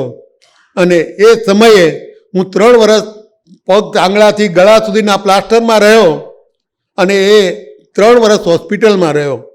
એવી પરિસ્થિતિમાં 1 વર્ષ લીંબડી, 1 વર્ષ અમદાવાદ અને 1 વર્ષ મુંબઈ હરકિશનમાં. અમદાવાદ રહ્યો ત્યારે પ્રતિમાબેનના પપ્પા, મારા મામા કે અને મામી અને અમારા ભાઈ, મામા મામી, ફુવા અને ફૈબા, બંને સંબંધો. અને એ સંબંધોને કારણે બા તો નોકરી કરે, 75 રૂપિયાના પગારમાં એ ક્યાં દોડાદોડી કરે. તો એ મામાએ મારી સારવાર કરી, મારી સાથે રહ્યા, સંતાનોને, પ્રતિમાબેન બધાએ. અને એ કહું છું ત્યારનો આ એમનો ઉપકાર જિંદગીભર મારા માટે ભૂલાય એવો નથી. એટલે હું એટલું કહું છું કે અમારા સુખ દુઃખમાં હંમેશા દર્શન ગયો ત્યારે પણ પછી પણ અને આજ સુધી અમારા સુખ દુઃખમાં ભાગીદાર બન્યા છે. એમનો હૃદયપૂર્વક અમે બંને આભાર માનીએ છીએ. શ્રી જયભાઈ સાથે કોઈ અનેરા ઋણાનુબંધથી તેમના આ બાપ દીકરા રીડ બિરાદર સાથે નાતો બંધાયો અને વાલો દીકરો દર્શન તે સંપર્ક સેતુ માટે નિમિત્ત બન્યો છે. તે કેમ ભૂલાય? આજે અહીંયા તેની હાજરી અચૂક છે.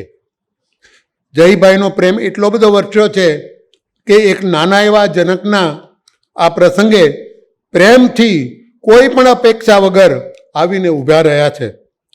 તે જ પ્રતીતિ થાય છે કે કેટલો એમનો પ્રેમ મારા માટે અને દર્શન માટે છે. તેમની ઉપસ્થિતિ માટે અમે તેમનો દિલથી આભાર માનીએ છીએ. બેન શ્રી શ્રદ્ધાબેન સાથેનો નાતો મદન મોહન વૈષ્ણવ સાહેબ દ્વારા બંધાયો અને કોઈ ઋણાનુબંધના લીધે આ બાળકથાનું અવલોકન તો તેમણે પ્રેમપૂર્વક લખ્યું, પણ મારા બીજા 3 પુસ્તકોને શબ્દસહ વાંચીને અવલોકનો લખી તેમણે વાચકોને આસ્વાદ કરાવ્યો. બુદ્ધિ પ્રકાશમાં પણ અમારા પુસ્તકો અંગે લેખ લખ્યો અને માનવ વિકાસ અને કલ્યાણ ટ્રસ્ટ માટે અમારા વિશે દિલથી પોતાની લાગણી અભિવ્યક્ત કરી. તે માટે અમે બંને શ્રદ્ધાબેનનો ખૂબ આભાર માનીએ છીએ. બેન શ્રી નીનમબેનને અહીંયા આવ્યા પછી મળ્યો, ત્યાં સુધી હું મળ્યો નહોતો. તેમનું એક પુસ્તક દીકરો વાલનું આસમાન, તે મારા વાલા દીકરા હૃદયસ્થ દીકરાને મેં એના જન્મદિવસે ભેટ આપેલું અને પુસ્તકની ચર્ચા અમે બંને કરતા. ત્યારથી મનમાં નીલમબેન હતા. પણ આ ઋણાનુબંધની વાત છે કે તે પુસ્તક માટે મેં એમને વિનંતી કરી કે મને અવલોકન લખી આપો, તો એમણે હોંશે હોંશે અવલોકન લખી આપ્યું અને આ સમારોહમાં ઉપસ્થિત રહ્યા. તે પણ એક ઋણાનુબંધ છે. ધૂમકેતુની પોસ્ટ ઓફિસ વાર્તાના અનુસંધાને તેમણે લખેલા બાપ દીકરીના પ્રેમને ઉજાગર કરતી અદ્ભુત નવલકથા એક ચેપ્ટર આવે છે. મરિયમથી મીરાના પ્રકરણો વાંચીને આજે હું રડી પડું છું. તમે વાંચશો તો તમે પણ રડી પડશો કે બાપ દીકરીના પ્રેમની વાત એમણે જે સંવેદનશીલતાથી લખી છે એ આંખમાં આંસુ આવ્યા વગર રહે જ નહીં. એ વાંચો તો. અને એવા આ બેન સંવેદનાના સુપરે વ્યક્ત કરતા બેન શ્રી લીલમબેનને પણ આ તકે હું આભાર માનું છું. આ સમારોહને સફળ બનાવવા માટે પધારેલા સૌ નિમંત્રિતો, વાચકો, સાહિત્યના પ્રેમીજનોની ઉપસ્થિતિ અમારા માટે એક સબળ ટેકારૂપ બની રહી છે. વિશ્વકોશના પરિવારજનોએ અમારા આ સમારોહને સફળ બનાવવામાં અસીમ સહકાર આપ્યો છે. તે માટે અમે સૌ તેમના ઋણી છીએ. આ બધું જ ઋણાનુબંધ વગર શક્ય નથી. આ સમારોહને સફળ બનાવવા માટે સૌએ જે જહેમત લીધી છે તે સૌનો અમે દિલથી આભાર માનીએ છીએ.